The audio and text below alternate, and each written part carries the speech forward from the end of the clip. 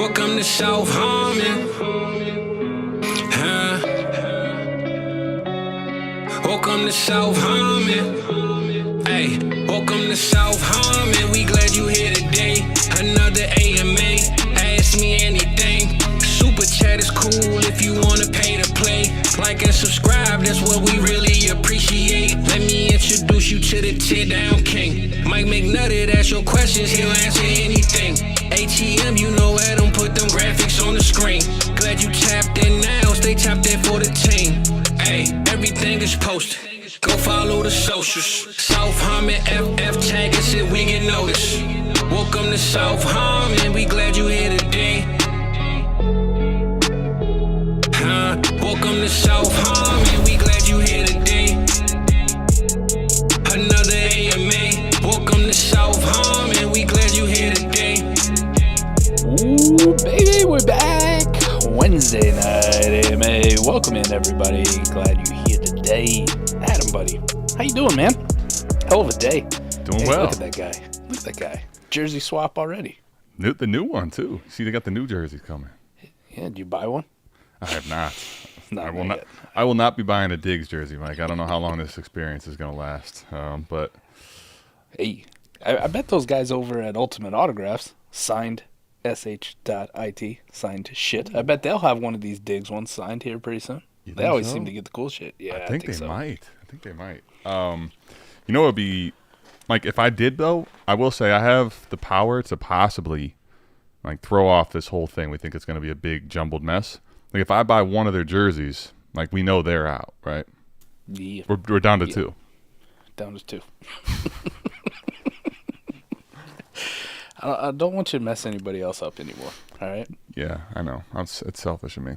Don't screw it up. What'd you think about this, man? Big trade went down today. In case you've been sleeping under a rock, which if you're tapped into this show, I don't think you probably are. Right? You're a degenerate. You're sleeping under shit. Like yeah, you're crazy like us. But Stefon Diggs traded for essentially a 2025 second. I mean, I knew there was some realness to them wanting to move Diggs. I just didn't think it would actually happen, to be honest with you. What'd you think of the compensation of the trade is, I guess, the question that I have. Well, I mean, Buffalo's going to eat a shit ton of dead money. I think I saw it was $31.5 million, something like that.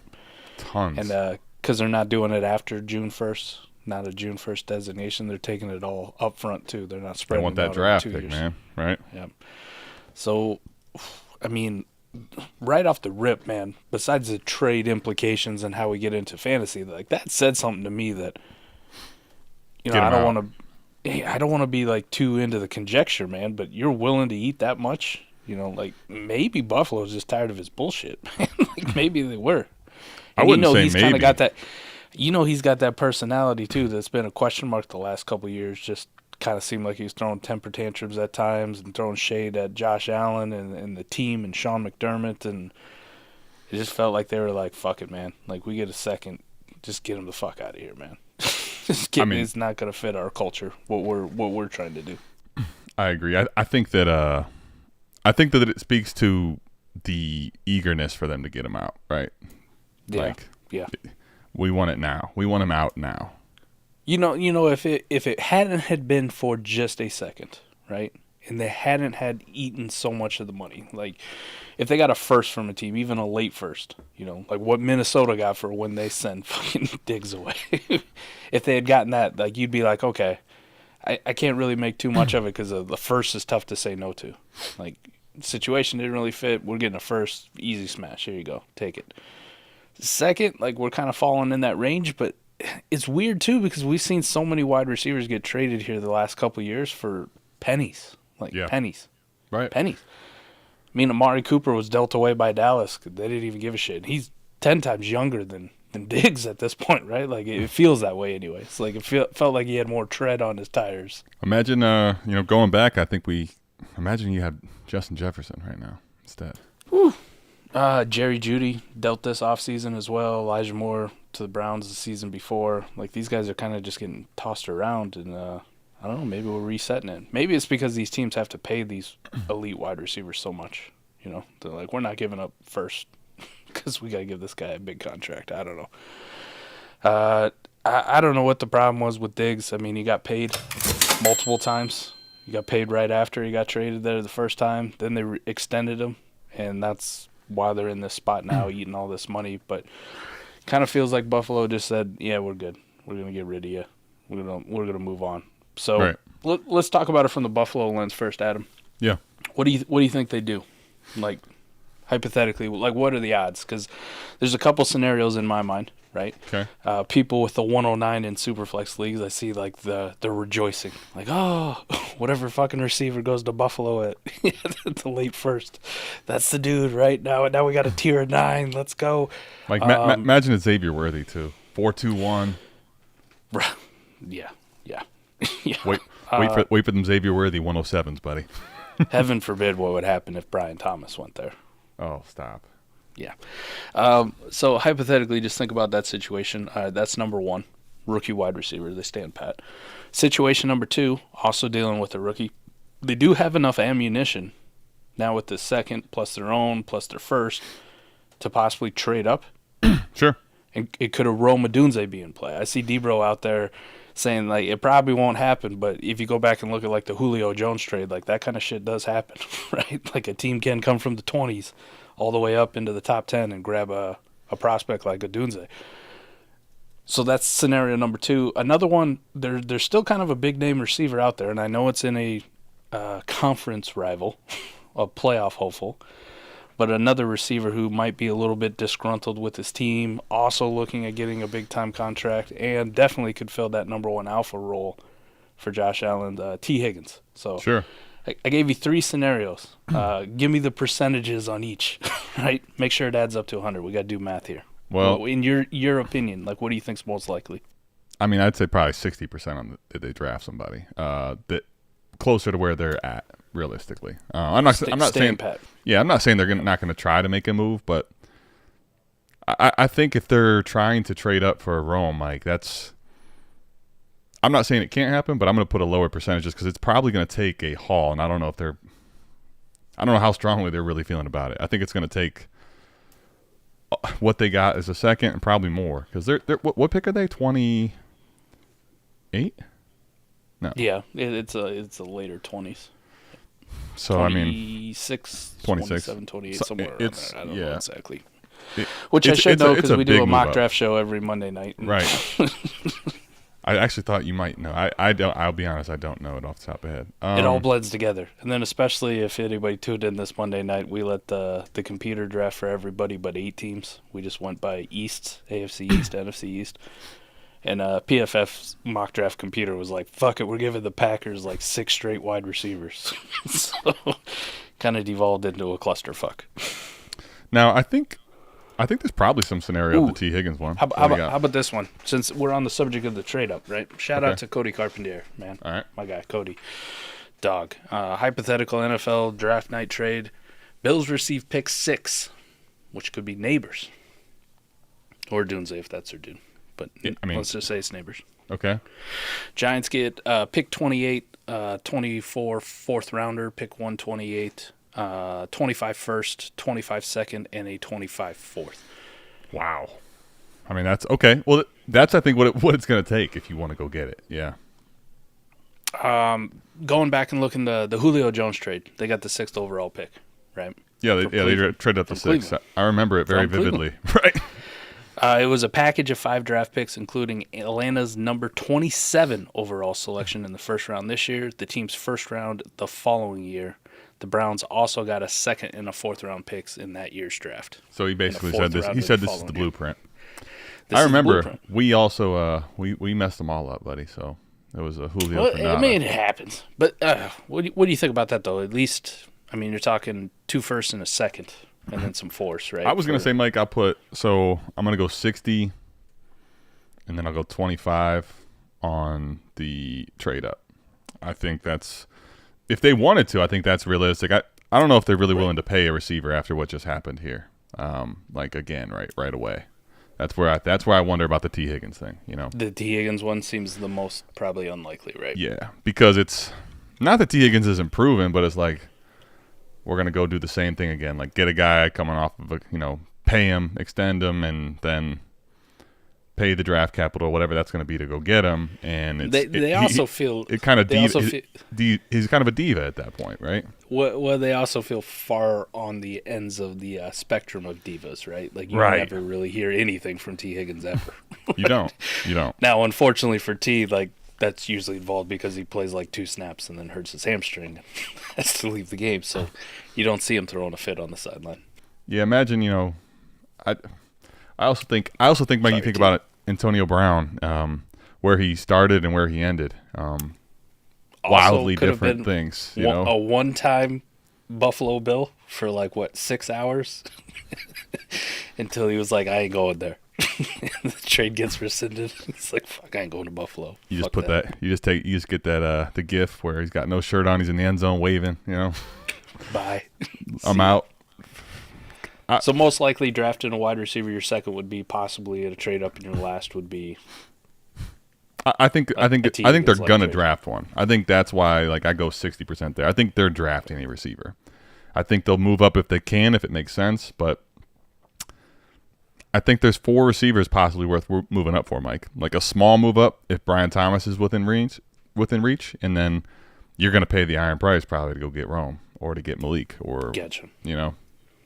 Okay, so let's go with your most likely scenario. They draft a wide receiver. Insert whoever you want. Brian Thomas, Xavier Worthy, Adonai Mitchell, Lad McConkey. I don't give a shit at this point, right? Just hypothetically, It's a rookie wide receiver.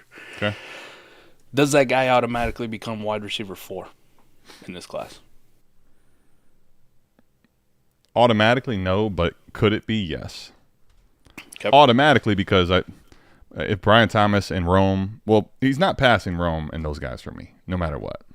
No matter what. Yeah, I'm not doing that. Rome to Chicago at 9 with DJ Moore and Keenan Allen, or let's call it Adonai at Rome, 5th wide receiver off the board to the Bills. Rome. Okay. I believe way too much in the talent of Rome. Brian Thomas couldn't even do it, Mike. For me personally, couldn't. Okay. Now, if we're talking the wide receiver 4, though, Brian Thomas, is the wide receiver 4 in this class. I would say Brian Thomas is automatically the 4. Adonai to pass Brian Thomas, I have to know where he lands. What if he lands in a really good situation and goes ahead of Adonai Mitchell, right? Right. So, right. I think he could. I think you're saying Adonai Mitchell goes to the Bills, correct? That's what you're saying here? Yep. We'll use that as a one. I think he could pass Brian Thomas depending on landing spot. I think the landing spot here gives him a chance. I still, Mike, right now, I don't know that it would be it's a needle mover at the landing spot for me. Yep. But it's not. I typically don't want to get too far out of the box as far as just talent evaluation too. And true. I have Brian Thomas a decent amount ahead of Adonai. So if Brian Thomas would have to either go after Adonai Mitchell or to a spot that we just think the quarterback situation's awful. Trying to think of some here. So just a little insight too. Adam and I think a lot alike in the same. There's a reason we rank guys, and we do a lot of pre-NFL drafts, like pre-NFL DC. Right. NFL draft capital does mean a shit ton, right? There's no denying that, and Adam and I will be the first to agree. That is a big piece of the puzzle. Did you get the fucking draft capital or did you not? But hypothetically, let's say we get 5 or 6 wide receivers in the first round of the NFL draft, right? Adam, those guys are all tied. Okay. I already kind of have my pre-rankings of how they're going to shake out, and the NFL draft capital just kind of fine-tunes that just a little bit more, right? Amongst those guys, if I already had the same 5 that went in the first round. The next tiebreaker, though, is just landing spots. So if I had Brian Thomas and, let's say, Adonai tied, same wide tier. receiver 4, yeah, same tier. Right. And Brian Thomas went to a more disgusting situation, right? Say Brian Thomas ended up going 15 and he's paired with Michael Pittman Jr.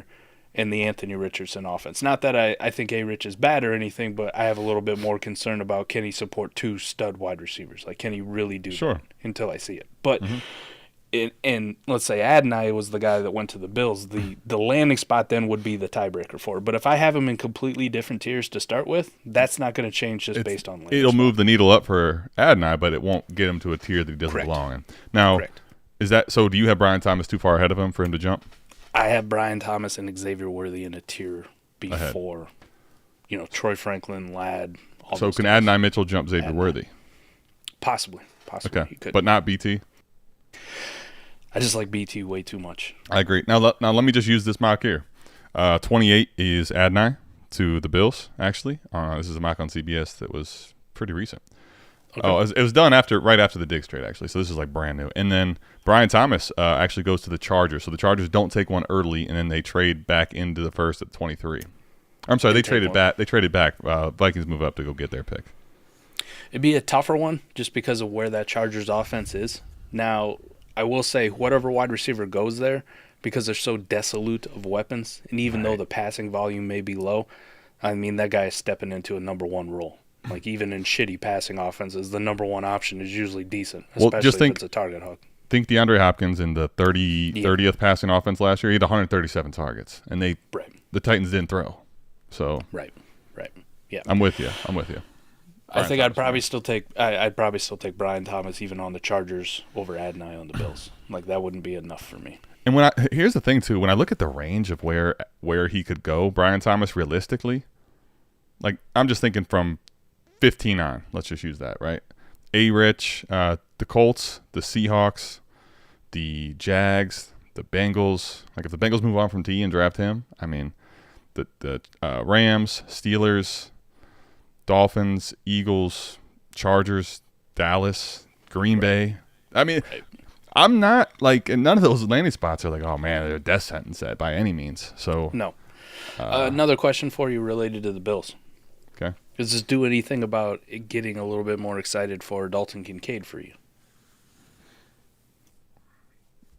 Temporarily. We'll see, right? It's an inflation bump, and it could be here to stay. We'll see. I will say though, Mike, I was looking, and you know what? I'm gonna ask you and everybody. I'm gonna do it on air since. So, Mike, how many tight ends do you think he had? 91 targets, I believe, as a rookie. Yeah. How many tight ends do you think have had over 90 targets in their rookie season? In their rookie season? Yeah. 8. That sounds that's pretty. I mean, how far back are we going to? Because I mean, we had some 80s like legends. So the list I'm looking at here doesn't have anything past 2000. I don't know if that includes them or not. 2000 would be fine. Yeah, 2000 would be fine. Okay, but that's just to give you the insight there. So you said how many? I said 8. 8. What okay. Is the final number. He is number 5. He's number 5.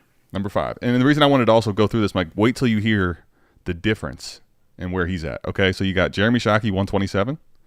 Sam Laporta, 120. Ingram, 115. Kyle Pitts, 110. Kincaid gets 91. And then we're about to really kind of dip to a totally different stratosphere pretty soon. Like, right. Gresham's at 83. Carlson's at 80. Freiermuth's at 70s. And then you're in the 60 targets, which is anything below 80 is not really commanding much in target share. Like Tajay Spears in a horribly low passing offense, Mike, Tajay Spears had 70 targets this year. Just a few things to like give context to it too. One, we play one more game than like a lot of those guys are going to get credit for. Sure. Did he play? He only played 16. Let me give you that. But he still had one more opportunity heading into the season than anybody else did, right? So correct. Like, but targets per game is always going to be a big thing, or target share in the offense. And 2, well, targets per game would be the same because he had 16 games played. Like Sam Laporta jumped up over Ingram, who has 15, and Pitts also on this list has 17. But I'm with you. I get your point. Yep. And we know the NFL has evolved into a passing league, right? Like, if you only throw the ball 25 times a game, you're historically low in today's day and age. Well, the reason I say that is, Mike, like you got on this list much lower, Greg Olsen, right. George Kittle, Aaron Hernandez, who is this? Where's Noah Fant, Isaiah Likely, David Njoku. So Isaiah Likely I don't think he was the alpha tight end, but point is, 91. That was a sneaky ass 91 targets in my opinion. I didn't realize it was that high, and then I started doing some digging in the numbers, and it's like, Mike, if that was in his rookie season when he started really slow, and they're moving on from Diggs, if it holds where they only draft a rookie receiver, and let's say it's in the later part of the draft, sheesh, man, like Kincaid's going to be walking into a serious target opportunity here. So yeah, it changes a lot. I think it has to right now, but I just would be cautious because the draft's coming up. We'll see who they end up getting, and realistically, I don't know, Mike. It's not going to be Diggs though, no matter what they do, unless they trade up for Rome. I don't think it's like, oh, this guy's walking into 150 targets like Diggs would command. Yeah.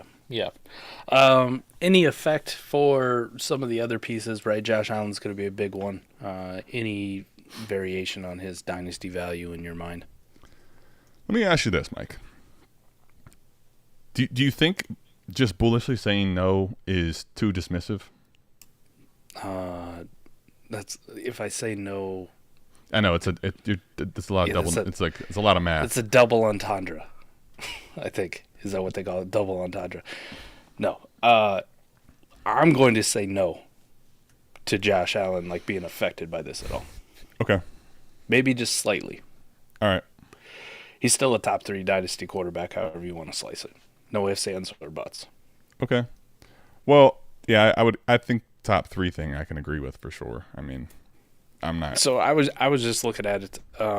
Stefon Diggs' production last year accounted for 9 fantasy points per game for Josh Allen, right? Yeah.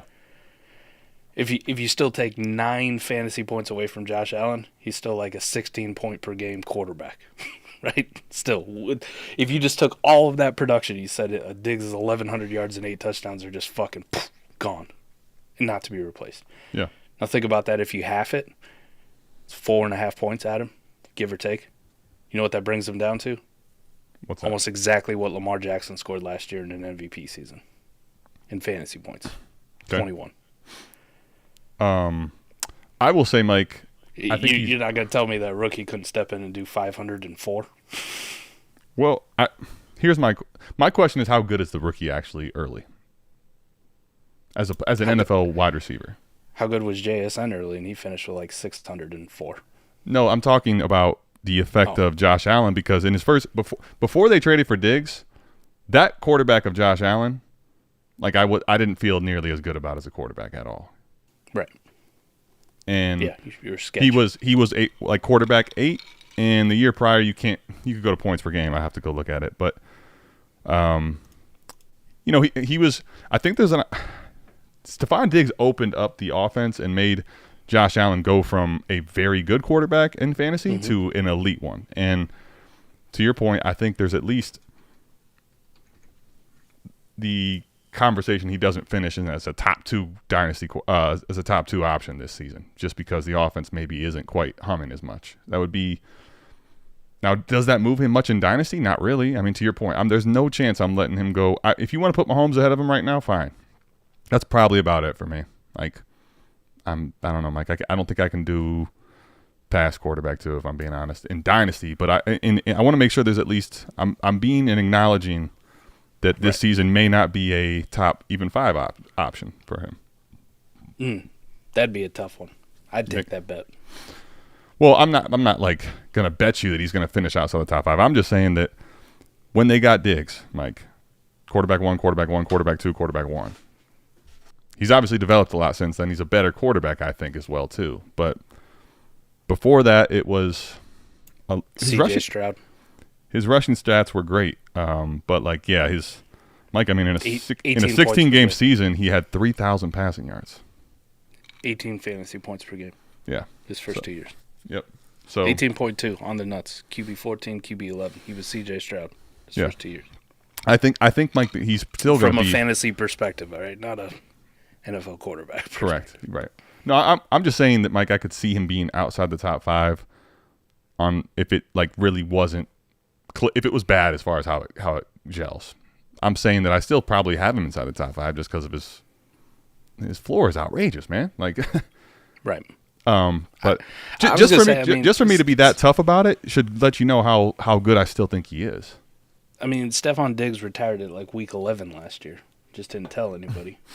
It was also that offense changed completely, and I do think, Mike, how he handled that is probably why they were so dismissive to get this guy out of here, man.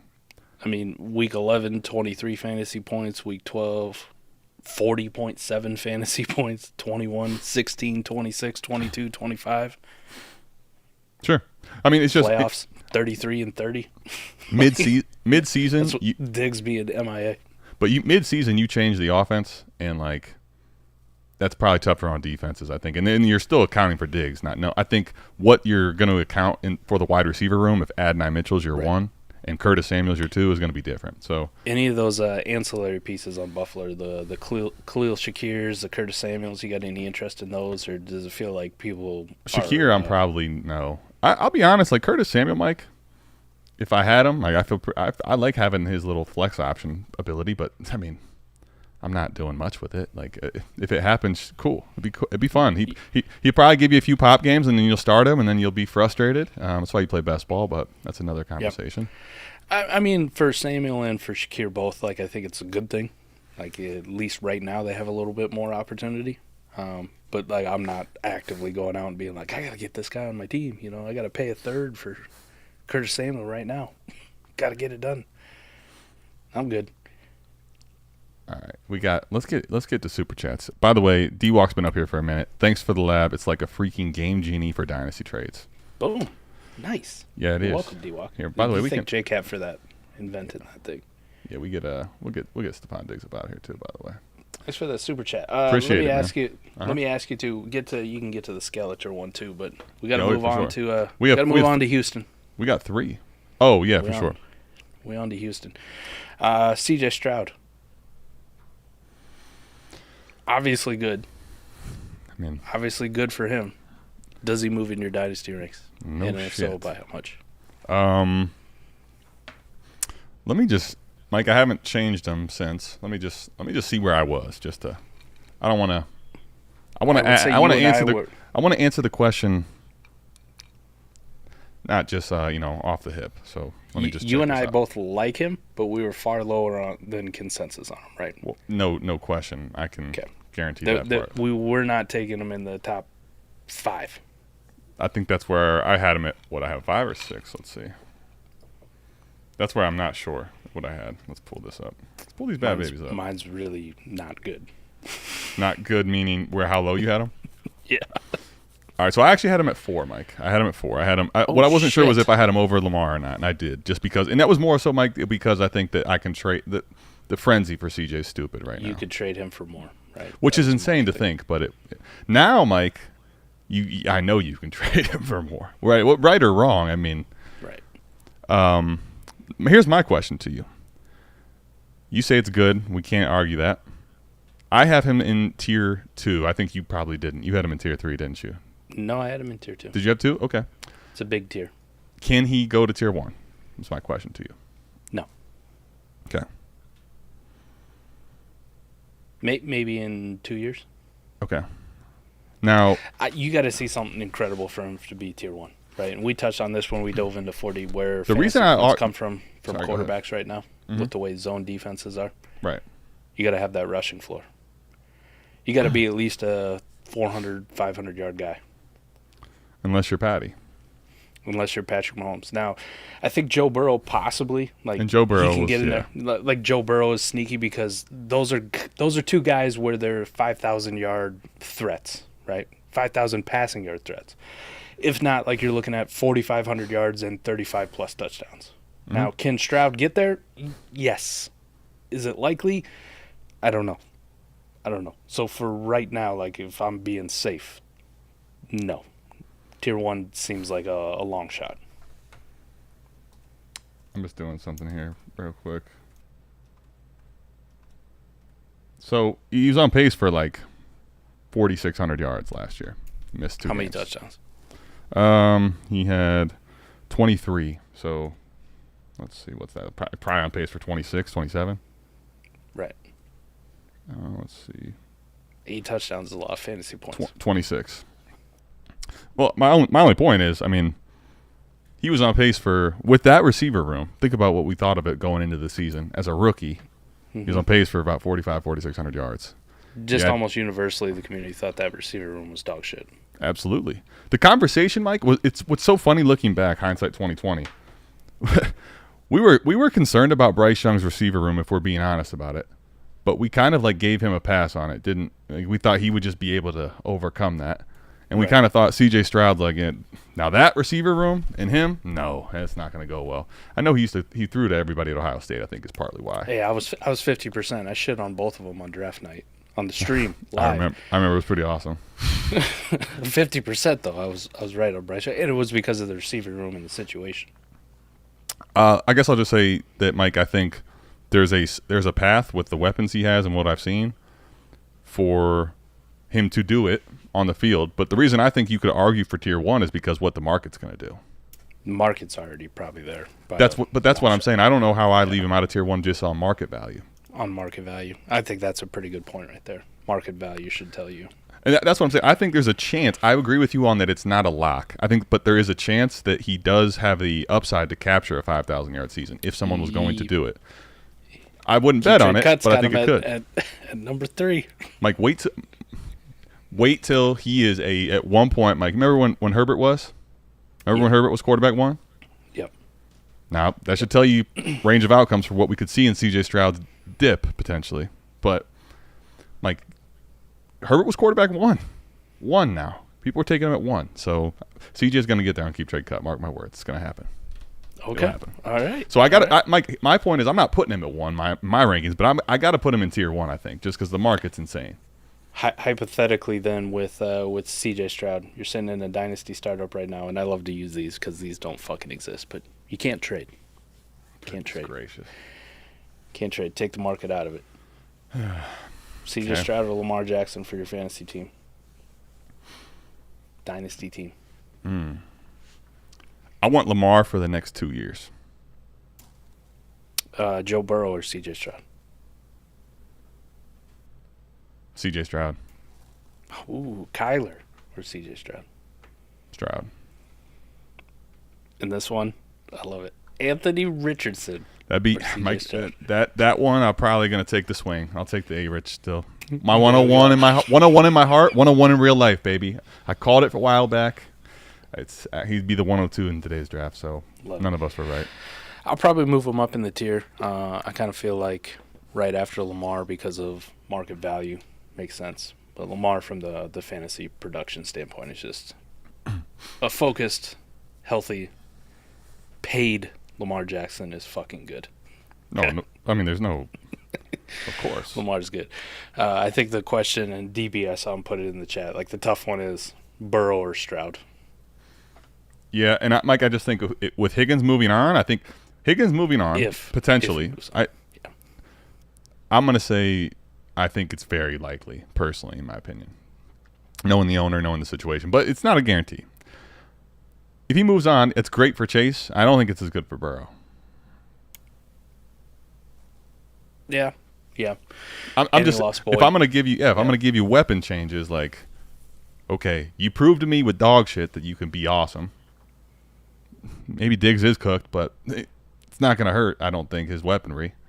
And Burrow has always every time. Like, here's the thing: I've never seen Burrow. This could be a CJ Stroud argument from last year, but I've never seen Burrow not have goons everywhere. I mean, ever. Back to his last year in college. Yeah. Ohio State when he didn't play, he hit him all the time. Yeah, second team, he was probably just dealing dots out there to stud wide receivers left and right. Those guys are Pro Bowlers, Mike. They're 18-year-old Pro Bowlers. You know, fucking scout team wide receivers are loaded at Ohio State. Yeah. All right, let's get some super chats. I would say for now, with the way market is, I'm going to put the tiebreaker to Stroud. Yeah, I'm with you. Yeah.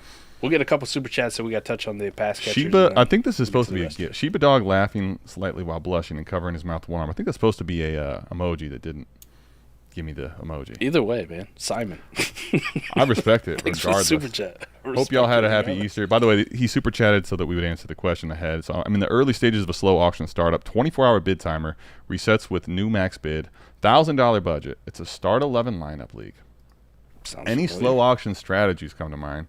Who to nominate? How to make proxy bids?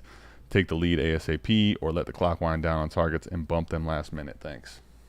So Adam and I did a ton of proxies. We just had a recent discussion about auction, this all type fair. of stuff. It was all fair though, but I prefer fast auction. It's just tough to get 12 people.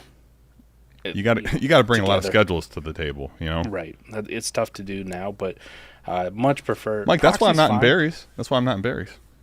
I like proxies too, but you run into more fucking problems in proxies, and maybe it's just the way I approach them, because the way I do it sometimes lends me to be very risky in price enforcing. And vulnerability potential, yeah. Yes. Getting stuck with quarterbacks that I don't actually fucking want on my team, but I wasn't going to let them go for a certain amount, right? Sure. Dangerous game in the auction world. Also a dangerous game too, any auction, whether it's proxy or fast auction, not paying attention to what's left at very important positions, right? Yep. Dynasty Barry can attest to this in his league, first one that we did. Some people lose track of how many quarterbacks are actually worth, having on a dynasty team that are like, hey, I feel good about this guy being my QB1, and this guy's okay, even in a best ball league, is QB2, and then I got a plan in place, whether it's, a bunch of shitters who may get some playing time as my third quarterback to kind of rotate in or whatever it may be. You lose track of that shit real quick. Right? And if Big you Big time. all of a sudden you find yourself paying, way too much of your fucking percentage of your budget for dog shit quarterbacks like Derek Carr, who, in all reality, I think Carr's a fine quarterback, even though Fizzle will disagree with me, but I think he's a fine quarterback. But if Derek Carr's benched by week 6 of this fucking year, never to return ever again, no one's going to be shocked. No one's going to go, oh, fuck, can't believe it. No. You end up with that as your QB1, and you paid way too much for it. So that's a shitty spot to be in, right? Big time. Probably the biggest thing, especially if you're in this one, is be patient. Don't be the price enforcer, right? That's a very risky strategy. You can pull it off. I have pulled it off successfully. Adam has pulled it off very successfully. We have double teamed. Right there. Wow. Double teamed. Wow. Double teamed 11 other dudes. I mean, 10 other dudes. My math sucks. But anyways, we have 13 team league. We have price enforced together and absolutely wrecked a league before just on our constant bidding up of quarterbacks. But there's also the downside. There's a real risk, even proxy auction. People go, yeah, fuck you, man. Because it gives them so much more time to process and comprehend and put shit into spreadsheets, into calculators and auction budget trackers where There's a reason you gotta T-Rock think and on your fucking feet. There's a reason T-Rock in a fast auction, Mike, had all his money terrible. blown on 4 players and then sat there drunk, right? You give him a slow auction and proxies and spreadsheets, and we're looking at a different draft. I think strategies that come to mind here is, I will say, in a fast auction, because there's a lot of compulsive things that take place, right? It's a lot of times in a fast auction more beneficial. You get that hammer at the end because people don't think about the assets that are left versus what's on the table and the budget as a whole and a picture there. So having I'll say a lot of times in the slow auction, that hammer at the end is far less likely, Mike. Now, as far as you got to be careful about the proxy bids as far as what you actually are leaving yourself exposed to. It's almost I put it like betting, Mike, is what I kind of view it as now. People, if you're going to throw out a whole bunch of bets, you better think about the whole dollar amount if you land all them players. You better think about what happens if you lost all 10 of these bets right now. You're down $1,000. Most people are oh, they'll even out, Right. What happens if you end up with all of them? Because if you end up with all of them, and then you're like Mike said, now all of a sudden you have 5 quarterbacks, and guess what? That's it. You don't have enough money to go get anybody. So make sure you're keeping your what you have available to actually land. Don't go too far past reality there. And taking the lead ASAP, I don't think is a huge deal. I will say tends to be, though, the first 2 waves. Let's say a bunch of quarterbacks go, right? But Mahomes doesn't come till wave 3, or Allen. Those guys could end up being, The bargains. Yes, right. So they could be the bargains, but we also talked about sometimes those first ones that go off, people are a little bit going No, I'm sorry. Let me rephrase. I think the first ones could end up being bargains when we see it all at the end of the day, because by the third wave, you're out of elite ones, right? So, and they go, oh fuck, that was the last one. We got to bid this dude up $300. Now, as far as bumping them last minute, I'll say Mike, in the slow auction, because it takes so long, a lot of times at least in MFL, it resets 24 hours. All of ours that we did last year were 12. Or 12. Even still, half a day? I mean, half a day. I'll say here and there, but, man, you do that too much, you become Cuck 101, and, like, people are like, dude, you're an asshole. Now, yeah. And now they're actively shopping for you and right. waiting for you to be the one who's got like 1 minute left on. So if you want to bid up, like, or if you want to make sure a player doesn't get through at a certain price, just do it with an hour left. Like, don't do that, man. You know. Don't be the asshole. Yeah, because I'm not going to name any names. I remember being in a few where a guy did that multiple times, and it was a. I don't know who would ever do that. It was a scream session. Let's just say that. Okay. I don't know who would ever do that. I have no idea. Mike, don't worry, I'm going to get to mine, but we got a huge one here. Oh, Tyler, what's up, Tyler? Thank you. Oh, my favorite. And I will say, Tyler, that was very generous of you, but it's a 10 team, so Mike can appreciate it now. Mike can appreciate 10 teams with $19.99 on the line. That's facts. 10 team. Now, here's the thing, Mike. 10 team, 3 quarterbacks. 10 team, 3 super flex. Yes. Any more interest in a 10 team here? Yes, but you have to have the rest of your league play ball. I was in one of these with our boy K-Bach. No wonder you hate 10 teams. I didn't know about this, I don't think. Yeah, I was in one, and it's because it was 3 quarterbacks. Right. The value. What do you mean they have to play ball? What do you mean? Like the value should be there, but if the 9 other managers in your league don't value quarterbacks still because they think it's 10 team, it doesn't matter if you value quarterback. Nobody else will play ball with you. I see. So you're saying you can't quarterback enforce in this type of format? Yes, this was 2 years ago, so long before the days of Warp, where you could actually just pull up a graph and. Well, if you couldn't do it then, Mike, you're not doing it now. I'll tell you that right now. Possibly, it depends. I mean, I feel like back then we just went over the startup ADP, right? Like the middling quarterbacks are already lower valued overall, so. I'm just saying if you had a hard time doing it 2 years ago, it'd probably be a little harder now even. But I get you. You got to have them play ball. I get what you're saying.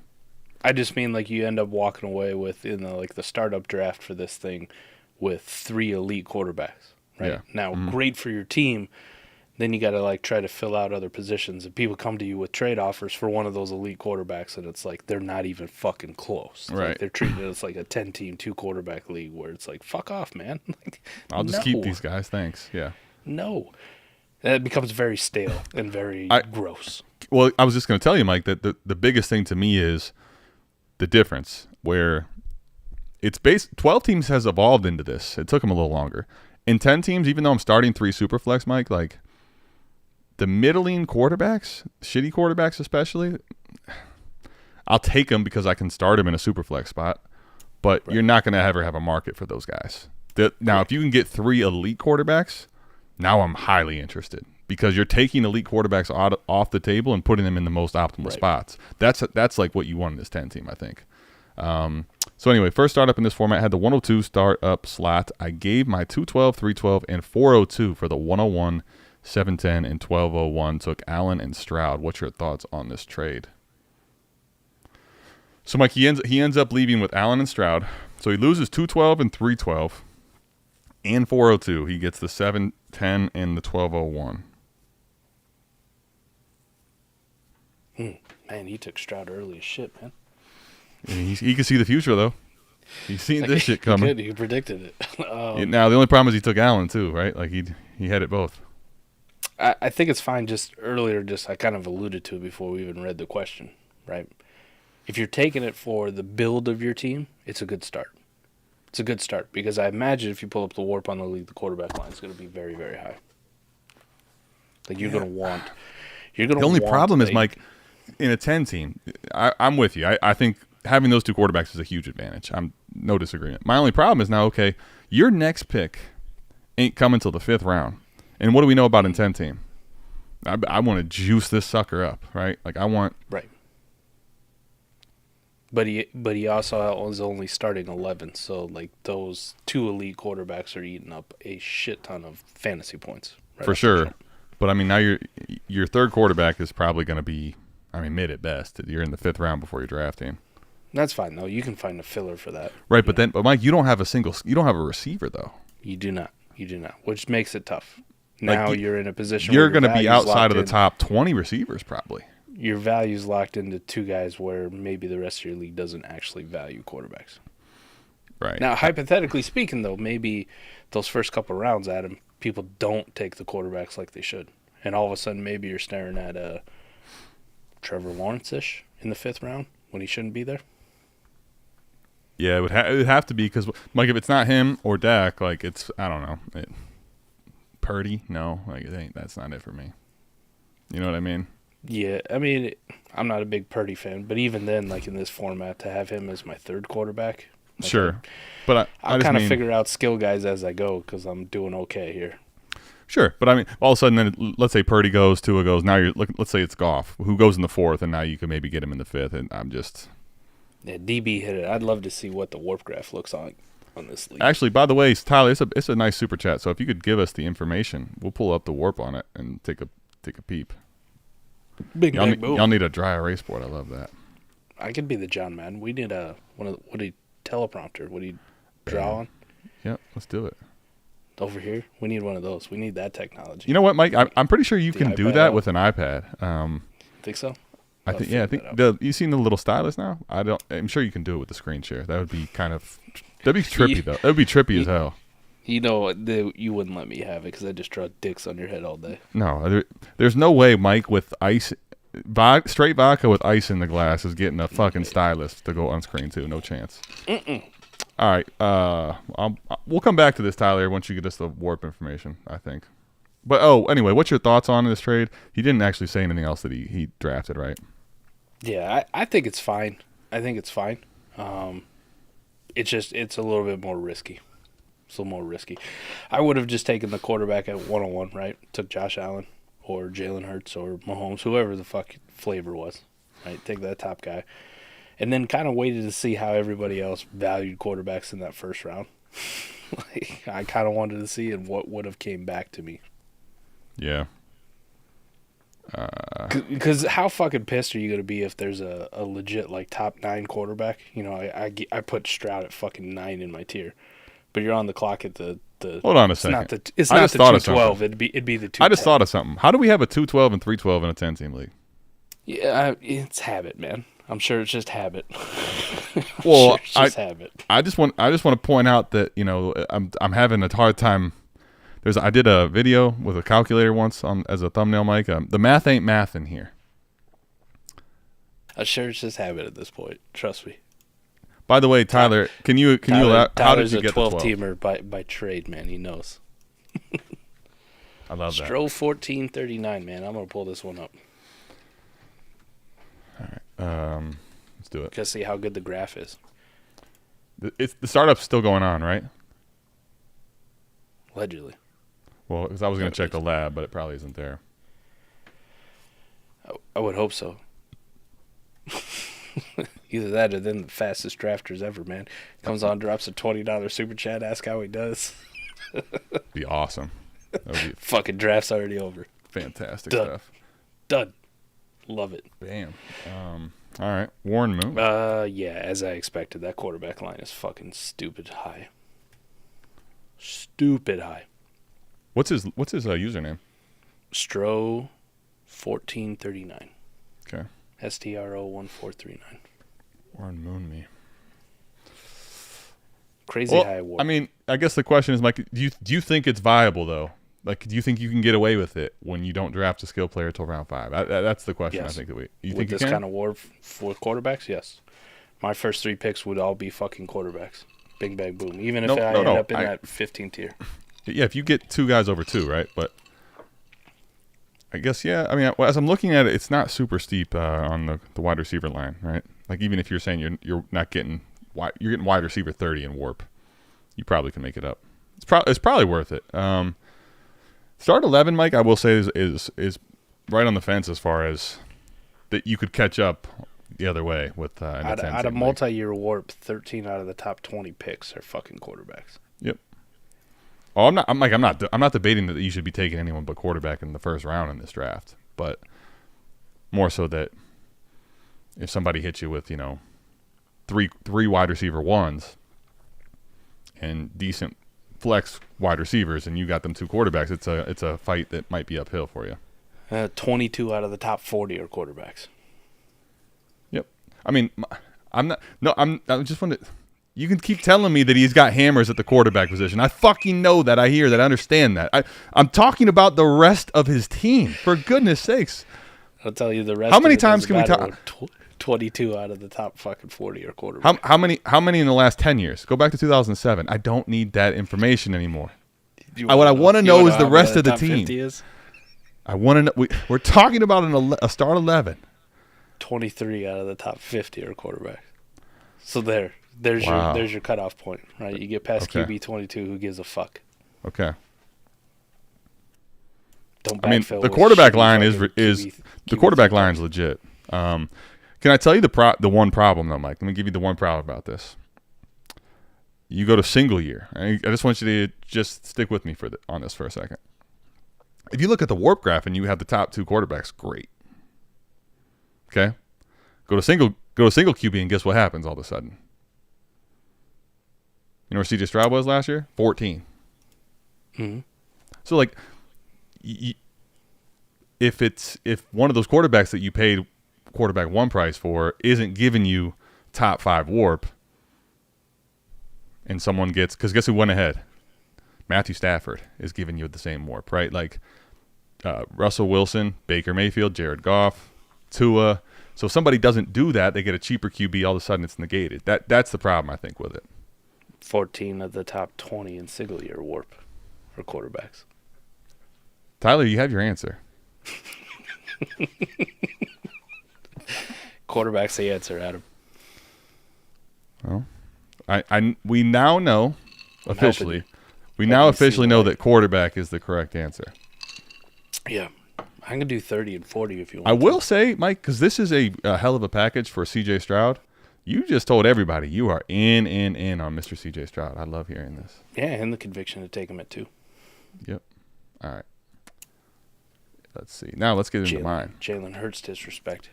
Adam, would you grade my rookie draft for the orphan I took over in Shit Savage? Drinking bleach out. Drinking bleach out. I want to see it. How bad was this rookie draft of his? I don't know. He took let's see. I think let's go to the lab. Let's see what he did. Find out. So it's just Skeletor, right? Yeah. Okay. Drinking bleach. No, his drinking bleach. That's his name of his team on Sleeper. Oh, his Sleeper that's his username? Yeah. Okay. Drinking bleach. He took Roma Dunze, 106. Jonathan Brooks, 206. Malachi Corley, 306. Jacob Cowing, 406. Isaiah Davis, 47. And Anais Smith, 506. Give me the second round again. You said Malachi in the third? Yeah. Odunze, Jonathan Brooks, Malachi Corley, Jacob Cowing, Isaiah Davis, and Anais Smith. Great. I mean, I think that's probably, I'll give that at least an A minus. I don't know. Do you have a problem with the later picks, Mike? He took Odunze over Drake May. You know where I'm at with the quarterbacks of this class. I just assume at 106, Mike, like that's May. I was assuming that May was already gone. Who went ahead? Brock Bowers. Wow. So this is that league with. That is the warp. The crazy warp. The tight end scoring for tight ends is stupid high. You know what? Let me pull up his team because I know you're there on the quarterback thing. I'm not, but I need to see what that team actually was looking. It's like. Okay if you wanted to. He's got Levis, Herbert, and like Drew Lock and Sam Darnold. So he might sneak a third quarterback out of one of those two at some point. Yeah, I'm fine with it. Yep. Not the worst. No, I'm good with it. It's starting a lot of players too. I was happy because I had the 7th pick, so I got to have Drake May. You were going to be good no matter what, though, once Bowers went. Yeah, even great. You would have been happy with Bowers in this format. You would have been elated. Bowers, yes. Right. Jonathan Brooks at the 206 is like, yeah. You and I have talked about this. And we saw it a lot in these drafts that have been wrapping up, Adam, where that mid-second feels like a great spot to take Jonathan Brooks, especially if you got any pick at like 211, 212, because then you just grab another running back that you also really like who could potentially be RB1 in this class. But if I'm going to plant my flag on one right now, it's going to be Jonathan Brooks, and it's 206 is cool. Yep, I'm in. So, I mean, yeah. And Brooks for me was the play 206 every time I got it. Mike, I look at the quarterback warp in the Shit Shavage League, and I just before I looked at warp, I looked at the lab, and it's start 14, and I'm like, okay, I don't want quarterback. I'm not doing May. I'm not taking Mayo over Rome, and warp speaks to it here. Like actually, crazy tight ends from position. Is this 8? Tight end 9 versus quarterback 9, which was Patrick Mahomes. Tight end 9 wins. It's nuts, man. The tight end scoring in this. And then running backs, and because there's 14 starters, Mike, running backs and wide receivers are higher than QB2. So, yeah, I think I'll give it an A. Pretty Way to go, good. Skeletor. Way to go. The first 2 picks, flawless. Like, really flawless. I got some minor with the Adunze Drake May thing, but that's just me. Okay. I get you. But I'm with Adam. Like, that is very good. Completely understandable. The only one I had a problem with was Malachi Corley in the third. I'm just not a big fan. I'm not the biggest of fans. I think I took a share of him just to get one, and it was later than 306. Right. If he's there in the 4th round, I'll think about it, just to have a share. But I don't know how well his game actually translates to the NFL. That A-Dot is fucking abysmal. Terrible. Who went after? Okay. Who would you have taken? I'm trying to Javon Baker went right after him. Okay, I'll take Baker. Walker, I'd rather take a shot on. Yeah, if you're going to take a shot, I'll Shipley. take it. Oh, Shipley was there? Mike, he's a guy I was getting a lot in the third with Shipley. I kind of like the idea of, him going really anywhere. His game, I think, you will can translate. make a case. You can make a case maybe for Theo Johnson, tight end, because of the warp scoring. Theo's going to be a pretty wild ADP in our drafts. It will. He's all over the place. I got him in the Spencer 5th, Rattler, Mike. Maybe for a shot at the quarterback at the mid-third is okay. That's not a big deal. But Jalen McMillan, I think, is a better wide receiver prospect. Oh, Luke good call, McCaffrey. There's a few. His 4th-round pick of Jacob Cowing, I would have taken over Malachi. Made the right pick with Malachi, though, because he wouldn't have made it to 4th. But as far as it versus Cowing, I get you. I'll still give it an A, I think, Mike. Like, Yep. Who knows where they end up landing? If Malachi is the one of them, that of all those guys we just named, Malachi could end up randomly being the one that gets the decent enough draft capital. Very too. well could. I'm just not a huge fan. What That's why it's an what A, grade not do you an give A+. him? Oh, you give him an A? I give him an A. Not an All A+, right. but an A. I'll give him an A. Let's get to – we got a super chat with nothing. Oh, we got a question right after. Okay. Good. All right. Alejandro, 12-team Superflex, full PPR, start 10, got sent the 112 in DMont for Devontae Smith. Thoughts? He also has the 102, so he's got Marv. He's saying Reed, Pickens, Garrett Wilson. Running backs have Dobbins, Khalil Herbert, Kendra. Oh, he's got really shitty running backs. And then Montgomery's his running back 1, arguably. That doesn't feel real good either, does it? I mean, it feels better than Kendra or Dobbins or Herbert running back 1. Mike, here's the question. Adding a Montgomery to go back to what Ladd could be. I mean, that's a lot of teardrops at wide receiver. I couldn't do this. I don't think I can either. No. This looks like a lineup start 10. I can't. What I'd rather do is keep Devontae Smith and backfill. Just give me more of these types. Give me more Dobbins. Give me more Herberts. Give me more of whatever. Give me more shitter running backs. Yep, give me more shitter running backs. I'm gonna try to find my Devin Singletary this year. Yeah, I'm gonna try to find the cheapest ones, and there's tons out there. This is what I was arguing with fucking Xbox in Savage chat about. Like, he was like, "Oh, this Stefon Diggs trade's really good for Joe Mixon," and I'm like, "It's okay, like it's fine." But there's like 15 other running backs in that Joe Mixon range where it's like I can make a case for them too. So like, just give me whatever fucking one's the cheapest. Who's that guy that they're not on? Is it Kamara? Is it Connor? Is it Aaron Jones? Is it David Montgomery in this situation? Like, No. Find me one that's cheap. Yuck.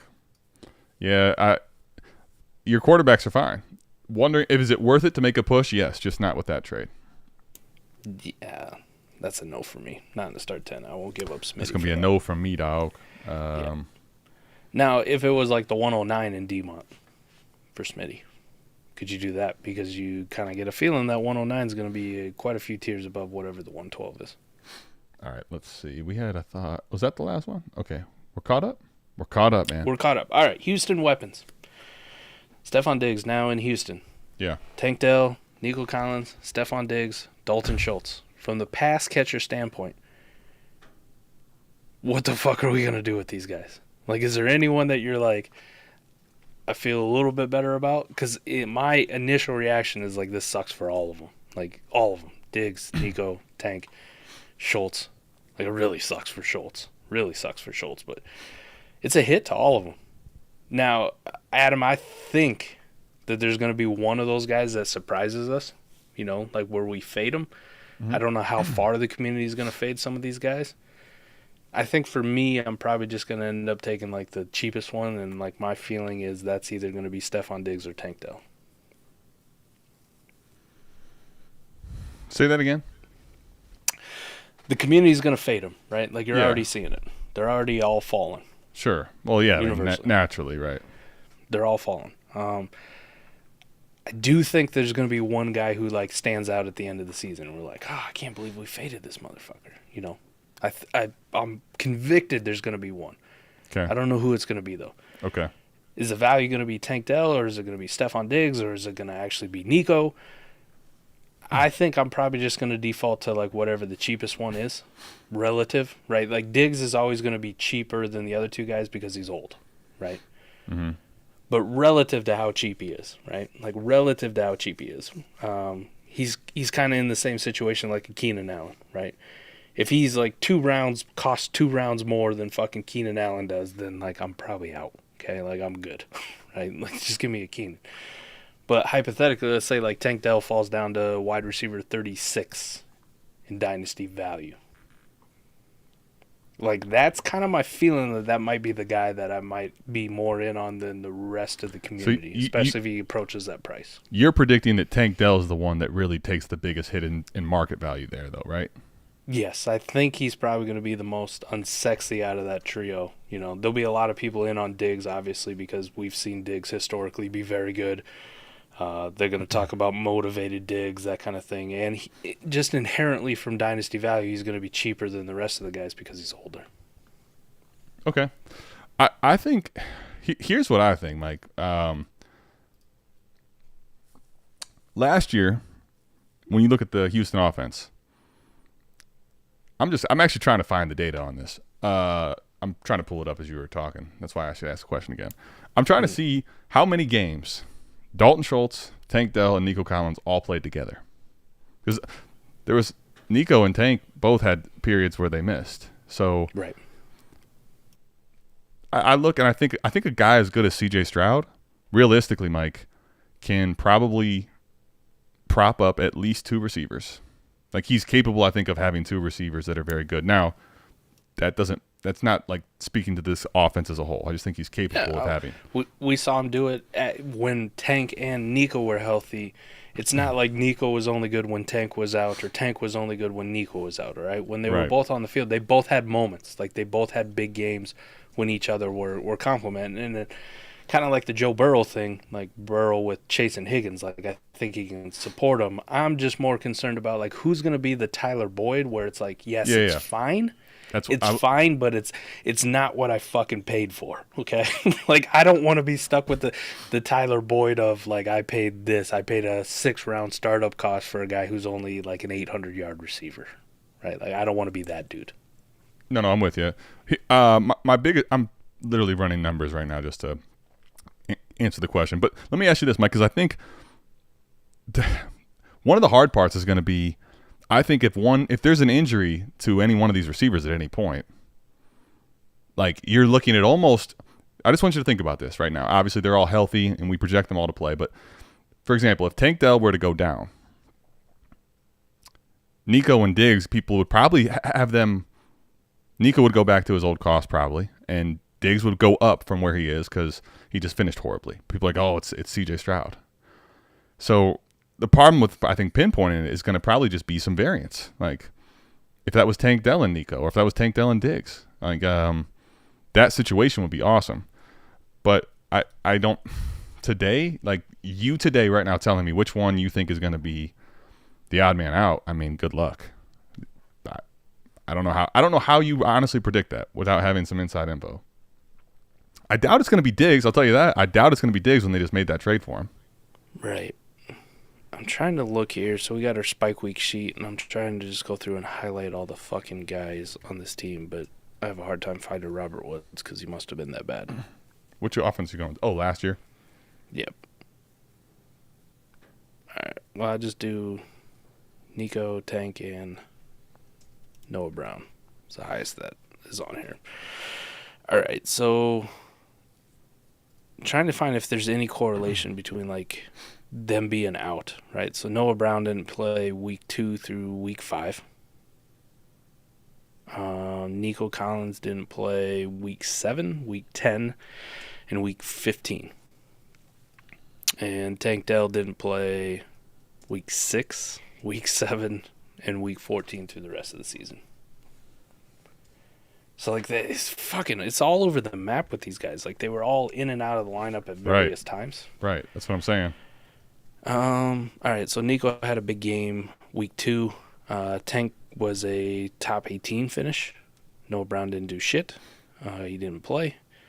Nico was big in week 3. Tank was wide receiver 81. Tank was big in week 9. Wide receiver 2. Nico was 67.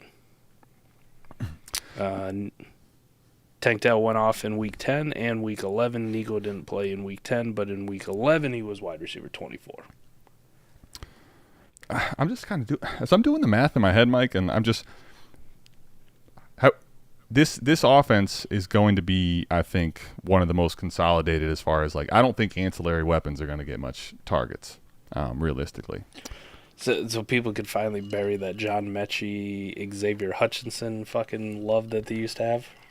I guess Jordan, you could piss off. In best ball, you could just roster those guys if you really had to and be like, oh, they scored one deep touchdown, but they got no other targets for the game. The reason I say that, like, they threw the ball 600 times last year. That's a lot. That's like Justin Herbert level. By the way, it's 592, but there was that's top 12. You bring Diggs in. Let's say they're going to even throw it a little more. Like, if they were consolidated down to those guys getting most of them, could we see an offense that has 3 receivers that are over 100 targets in this offense? Yeah, I think you could. I mean, last year, I just want to give context to this. I know they were in and out of the lineup. Like, last year, their leading target guy was Nico at 109. So you could hypothetically 15 say games, Mike. Nico could. I bet you Nico could get more targets this year with Diggs incoming. Interesting. Tank Dell had 75 targets. Dalton Schultz at 88. And you know what the crazy part about that is, Mike? You know, all those guys, you think those targets are low, realistically, right? But what did I just tell you about CJ Stroud? That TD number has only probably to go up, realistically. Yeah. 23 touchdowns all last year? Yeah, and even if you were, on pace, it's still probably like 27. Now, the thing is, 15 of them, so 8 and 7 were Tank Dell. But fuck, buddy. Mike, 75 targets from Robert Woods, evaporated. Noah Brown, 55 targets, evaporated. Make that one guy? Yeah. I'll tell you what's going to happen, though. In my personal opinion, if they're all healthy, you're going to be looking at a lot of guys that probably give you wide receiver 2 value. I don't know that you're going to be able to get a full season top 12 option out of this. So, like, in a consolidated, like a start 9 lineup league, I think they all take a hit. Best ball, I think it's all still fine because that offense could be humming, man. Yeah, it really could be. Which then makes me think that I probably should be a little bit higher on CJ Stroud long term. And it shouldn't be so much market. It should be actual fucking production. I agree. Now here's the thing, right? That's me theorizing and just looking at this as a whole. I think there's a chance they are all okay, but I don't think maybe anyone's necessarily like some unbelievable stud. What you could also be looking at, though, Mike, is that there's a loser here. And 2 guys really feast in this offense. So if I told you, though, I thought Nico was inflated because he was approaching top 15 or higher, and startup ADP was getting, like, out of hand there for Nico Collins, which I was like, listen, I like the guy, but it's still one season, just not super sure on it yet. If I were to tell you Nico Collins is consensus ADP-wise or consensus Dynasty wide receiver 23, would you be in? Yeah, absolutely. Okay. Tank Dell, if I told you he was like 28, 29, 30, somewhere in that range. At cost, probably. I'll say, Mike, Matt Harmon's honestly got me feeling a lot better about Nico today. He says that basically the offense was awful. So you can't see that he was really on superstar trajectory before CJ Stroud. But CJ Stroud confirmed that, and he's saying, listen, Diggs isn't washed necessarily yet, but more of a short-term solution here. The problem is you don't know what Nico's contract situation is going to be and if he's going to stay. But if you told me that Nico ends up being attached to CJ Stroud, Mike, long-term, like if they re-up him, I think Nico Collins, in a weird way, could be a buy based on the dip. Well, right now the dip is pretty hard. Nico Collins is down 16 spots overall on Keep Trade Cut. He's down to wide receiver 21. That's hard to do this quick. Yeah. I mean, it is the reactionary market, Keep Trade Cut, but yes. Wow, that's crazy. Tank Dell down 15 overall spots to wide receiver 25. Goodness, man. That's the one I feel like is just a titch too high. Like the Nico one is starting to settle into that range where I might be more in on Nico. And if Tank Dell continues, I think I'll be very in on Tank Dell. Diggs is down 2 spots. Like he's barely moved. People fucking hated him to begin with. But that's because of the age, right? Like, yeah. He was he already? 24 probably on Keep Trade Cut or something criminal? Maybe lower? Right. Where is he now? What is he currently? 33. Mike. I know. If that's actual cost, he's the buy of them all. Yeah. Wide receiver 33? It's tough, though. Like, even when I had to rank Diggs before this one, I had him at 32, Adam. And it's just because Mike Evans is in there and I throw all these rookies that are coming in. Can I make a pro Diggs argument for the record? Sure. We talk about all the cancer stuff and he's crazy and he's a diva and there's been a weird cloud over him even after the first year of Buffalo. Yes. It's been a lot of rumors. But Mike, before the offense change, which I think that was week 11, correct? Mm-hmm. Somewhere around there. Whenever they fired fucking what's his face, Dorsey. Right. Now before that, when Dorsey was there and they're throwing the ball, that sample size, whatever games those are, I can't remember. I'll have to look. He was on pace to be the best finish of his entire career. Correct. So now you got Nico, you got Tank Dell, you got Schultz. So the target, like the attention, can't be the same. No. Otherwise, the other dudes are gonna feast, and you still got a really great passing quarterback. I think Diggs, Mike, if he's not actually cooked, could end up being like giving you unbelievable numbers this year. I really do. Like Mike Evans-esque from last year, you think? Definitely. Okay. He has that in the range. I mean, he is probably even north of that in the range of outcomes. Now, Mike Evans had a shit ton of TDs, but yep. All right. Well, I got a bunch of guys ranked there together. Old crusties. Talk to me on it. Talk to me. Mike Evans, Diggs, Devontae, Cooper Kupp, and Amari Cooper. This year finish, those guys you just mentioned. You got to bet. Who are you betting on? I got to bet on one of them. Yeah, you got to bet who you think is going to finish the best out of that group, right there. Give me Devontae. Devontae Adams. Give me Devontae. It's tough, honestly, Mike. That's a tough one. I'd probably say I have to go with my heart. I think Amari is the one I'd bet on. Browns homer. Mike, when I went through his numbers on a deep dive, even I remember watching them games, but I forgot how horrible he was in like 6 games. He might as well have not played when they had those other dudes out there. Yeah. I mean, there's all of those guys could end up winning though. It's a hard bet to make. It's a hard one. Yeah. Dalton Schultz. So can we agree? Like fuck. That's probably fucked. I'll say I think with Dalton Schultz, Mike. Going back to last year, I just wanted to see. You know, Mike, can I tell you the crazy part is that he only had 5 TDs, but I think now Schultz probably.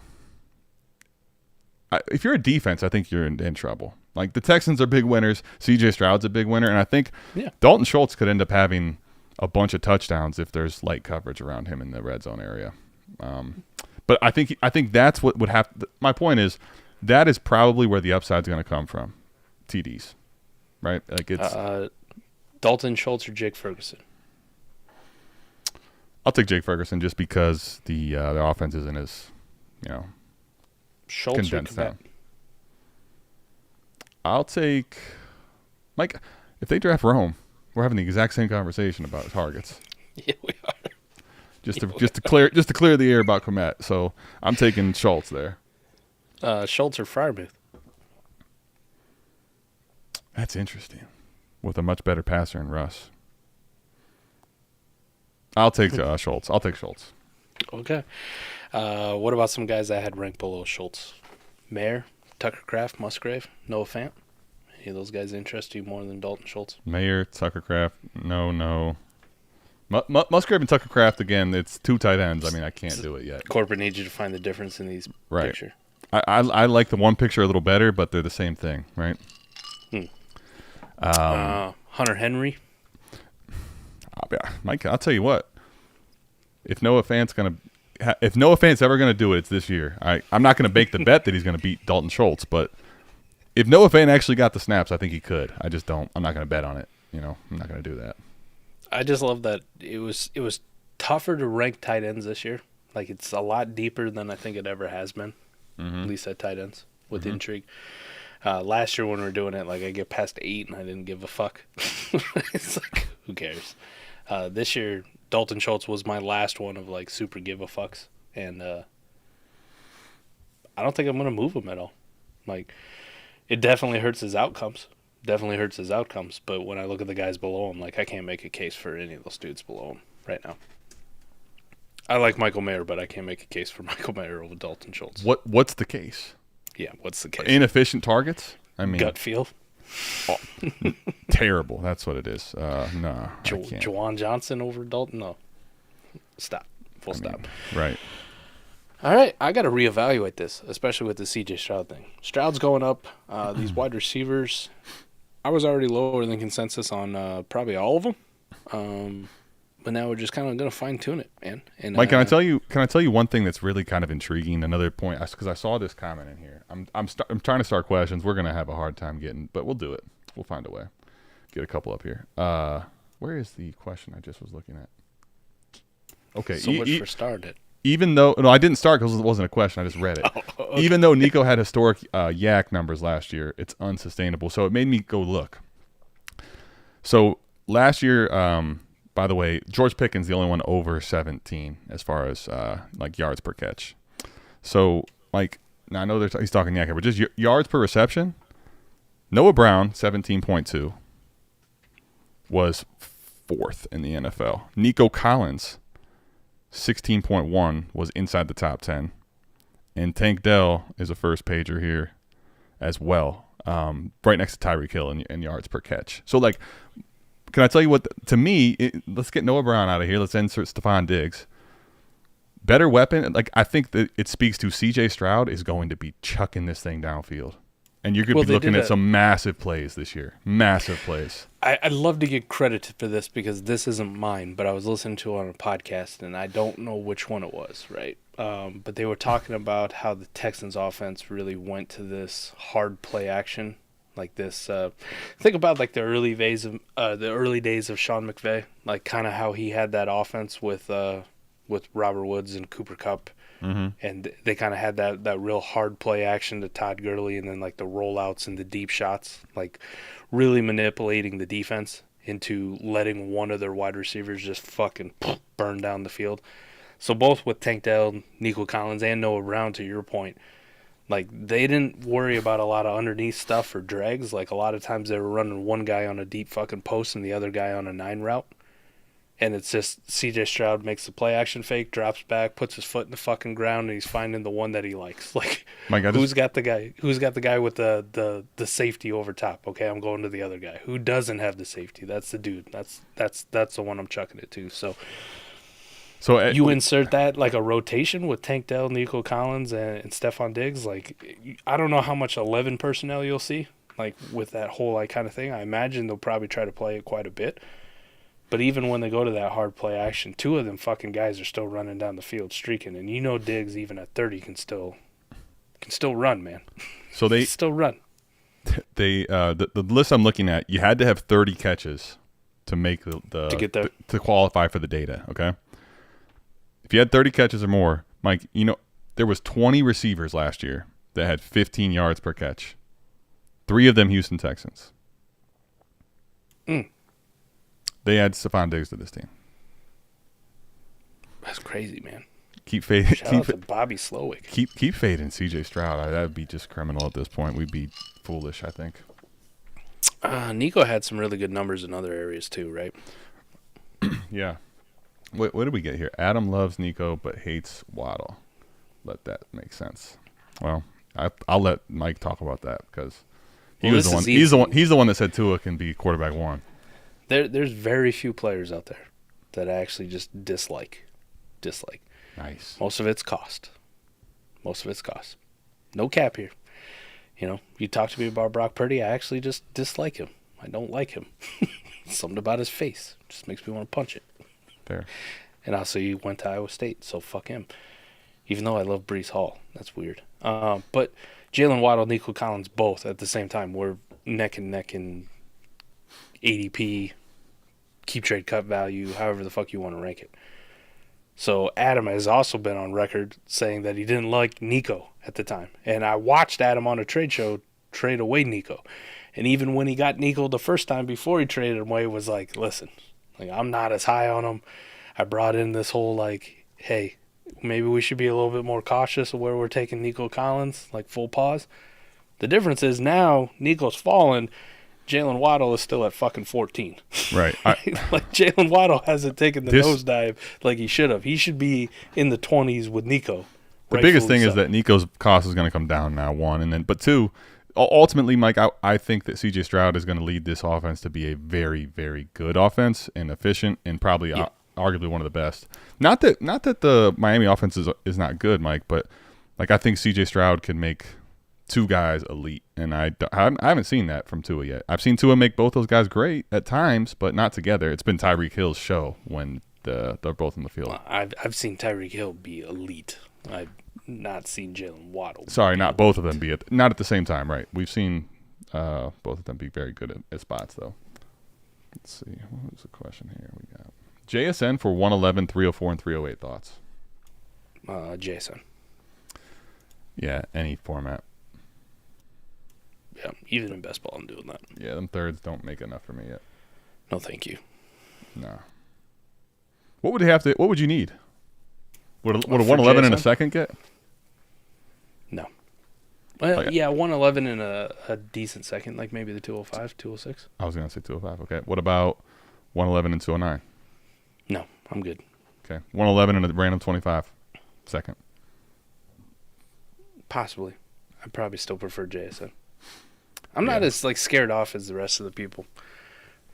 Maybe that's another show we do at some point on the JSN. There's a lot of panic on JSN. I'm not panicked. I thought he was decent.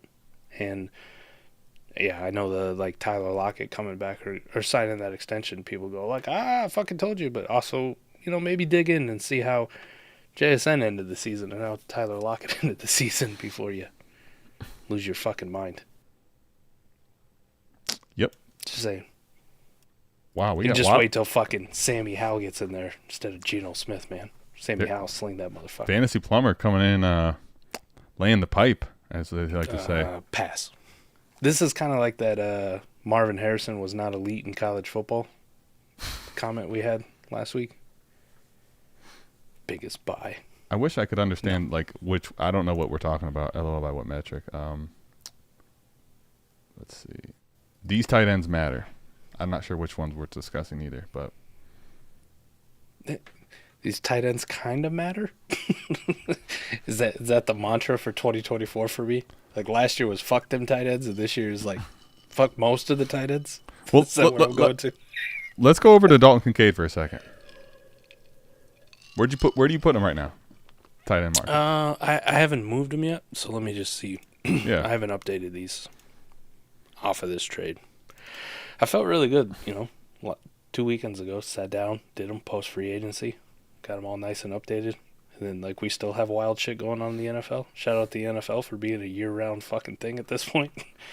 You never know when news is gonna drop on April 3rd. Dalton Kincaid. I actually ranked him fairly high. 7. I had him tight end 7. Tier 2. That was what you had him before this? Correct.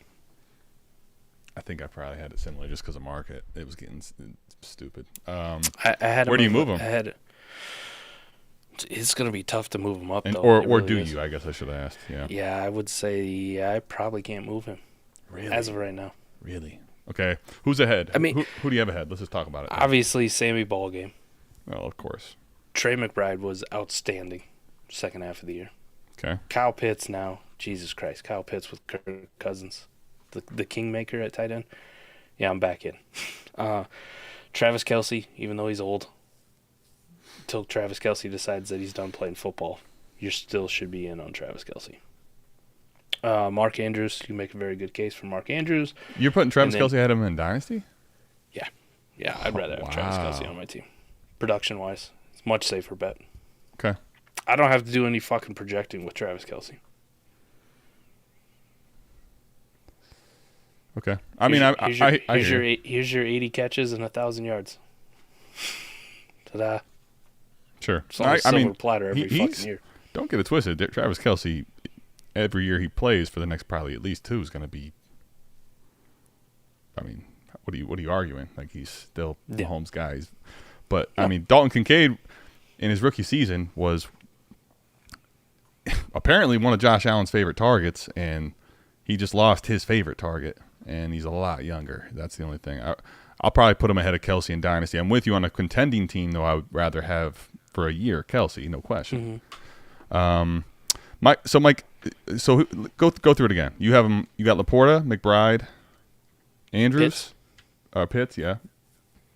Kelce, Andrews, and then you don't Brock have Bowers. Bowers. Bowers. Did you forget he's coming in the league? What I'm looking at right now doesn't have the rookies in it yet, so yeah, that's exactly what it was. I got you. Yep, I'm with you.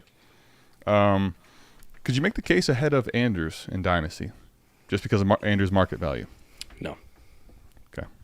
One guy's actually produced. I mean, I figured that was going to be your answer. I just, I feel like I should ask the question anyways. It's not like Mark Andrews is 7,000 years old. He's 29. Shoot the messenger. I'm asking the question. Angrily, no.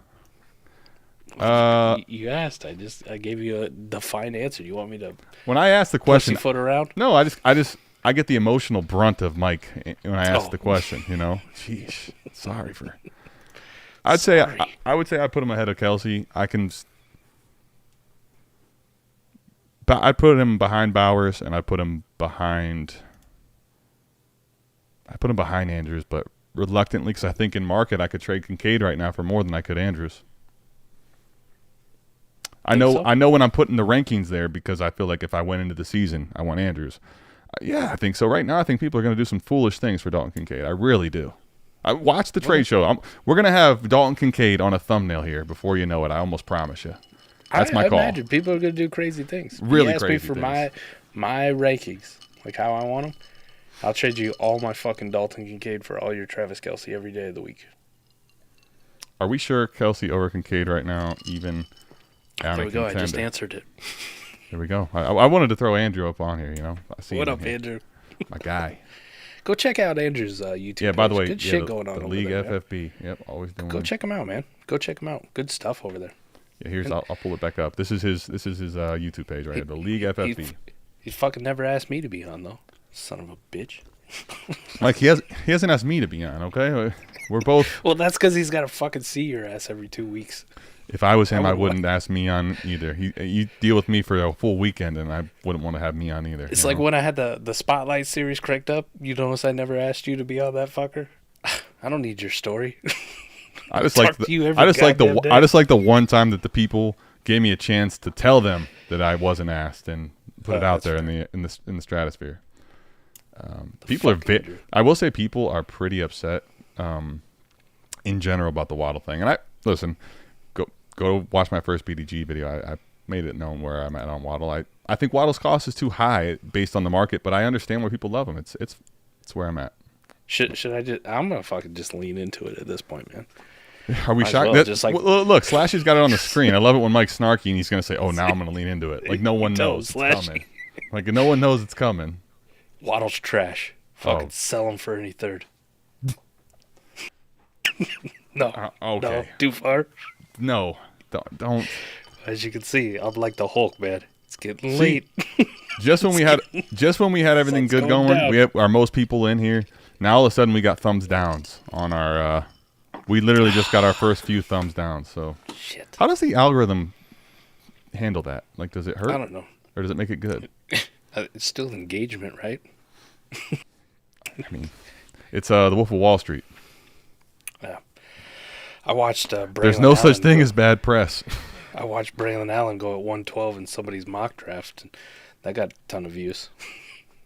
Even so, I don't say Jalen Waddle stinks is probably like not the hottest take this week. Let's play 40 chess. Who am I targeting on the low Let's to go. take over as the Bills' new wide receiver 1? Whatever rookie they draft. Can I tell you the real answer? If they draft a rookie that's not in Rome Odunze, Don't stop. Dalton it. Kincaid. Dalton Kincaid. Why not? Can you and Debro just like merge together already? Like he's. Are gonna you asking push us? this Are you kid to- asking us to have a baby, or what are you trying to tell us? Yeah, Merge together. Yeah. Listen, I love Debro to death too, but I give him credit because he was pushing the Sammy ball game thing last year at tight end, but he was also pushing the Dalton Kincaid thing. And as a Sam Laporta truther from the jump, like that's disrespectful. They were never in the same conversation. So Mike, I don't want him to feel good about this Kincaid thing. All right. Mike, You I- could join the Sam Laporta fucking bandwagon, but you ain't allowed to drive, okay? This is like the bus. Behind the yellow line, buddy. Behind the yellow line. I'm the fucking bus driver. Okay. Let's see. I just want to give some context here to the reason that I'm saying this.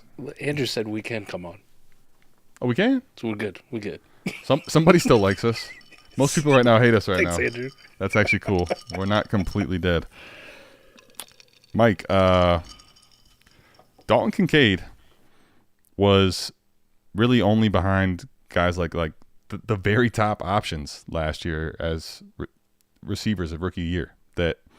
So, I mean, I'm just saying, realistically, a rookie's going to come in and probably get, we would hope, what Dalton Kincaid got in targets. Yeah. So that by default means I think that Kincaid with the rapport is going to be the one. I'm just telling you, I think that's the most likely scenario of Kincaid's going to be the primary receiving option on that team unless they go get Brian Thomas, Rome Odunze, or someone like that. That's my personal take. That's my drunk homework for tonight, is find out every league I have Kincaid in that Adam.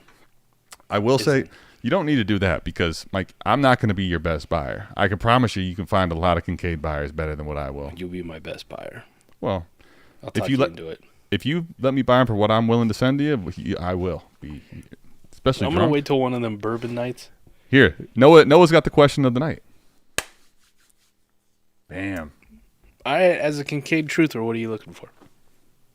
What am I looking for in return? Yeah, as Dalton Kincaid's #1 fan. What would you like? Donkey's #1 fan. My gosh. The worst part is there's actually still some alcohol in that cup. This isn't like cup 2. You don't know that. First of all, Don't say that. to say that he's the #1 option on Buffalo's offense. Like right now, I'm saying he's better than Curtis Samuel. For God's sakes, like the fuck does that mean? I'm his #1 fan. There's nothing on the team that projects anywhere near what he could be. What do you want from me? What do I want in return? Like, I don't know if it's a tight end premium that's heavy and I care about tight ends. Because I need to go to there because I feel like my answer is going to not be realistic if I don't. We just looked at Skeletor's team in Shit Savage, and you've seen that league. Okay, if it's in Shit Savage? Shit Savage, what draft pick right now would you buy Dalton Kincaid for? Brock Bowers went at the 105 for reference. I think you can make probably a case that he's right. He's value-wise very similar to like what Rome would be roughly, what May would be in that league because of the quarterback scoring. May in a normal league is probably, yeah, definitely, absolutely. Okay, now let's go to OG shit league where it's just a half-point tight end premium, start single tight end. You know how tight ends matter in warp in that fucking league. What are you buying for there? What would I buy for there? Yep. What's the draft pick? Oh, what pick in the rookie class? Sorry. 9, 10. I'd take him. Yeah. Would you take him or Brian Thomas? That's where I'm kind of at. In that league? Yeah. Brian Thomas. I kind of want to. I lean Brian Thomas, but again, even when tight end premium doesn't matter, Mike, I've seen people do crazy things for tight ends. I've seen Kyle Pitts trades that make no sense. So I think I think I'll end up leaning Kincaid over Brian Thomas that I'll draft.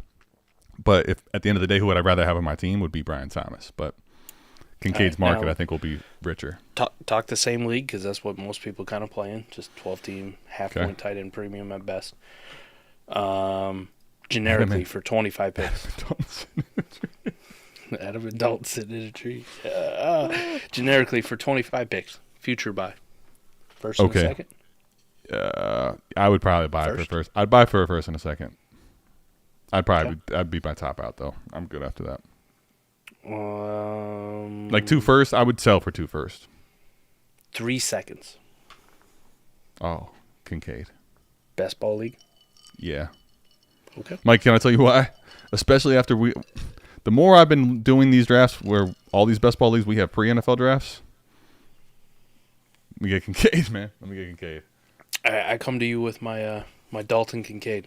Okay. And the price is 3 seconds. A generic, you think you're a contender. You're generic-ish. Playoff 25 first. Okay. And Noah Fant. I'll take the Fant side. I'll stay with my Fant side. That's fucking less.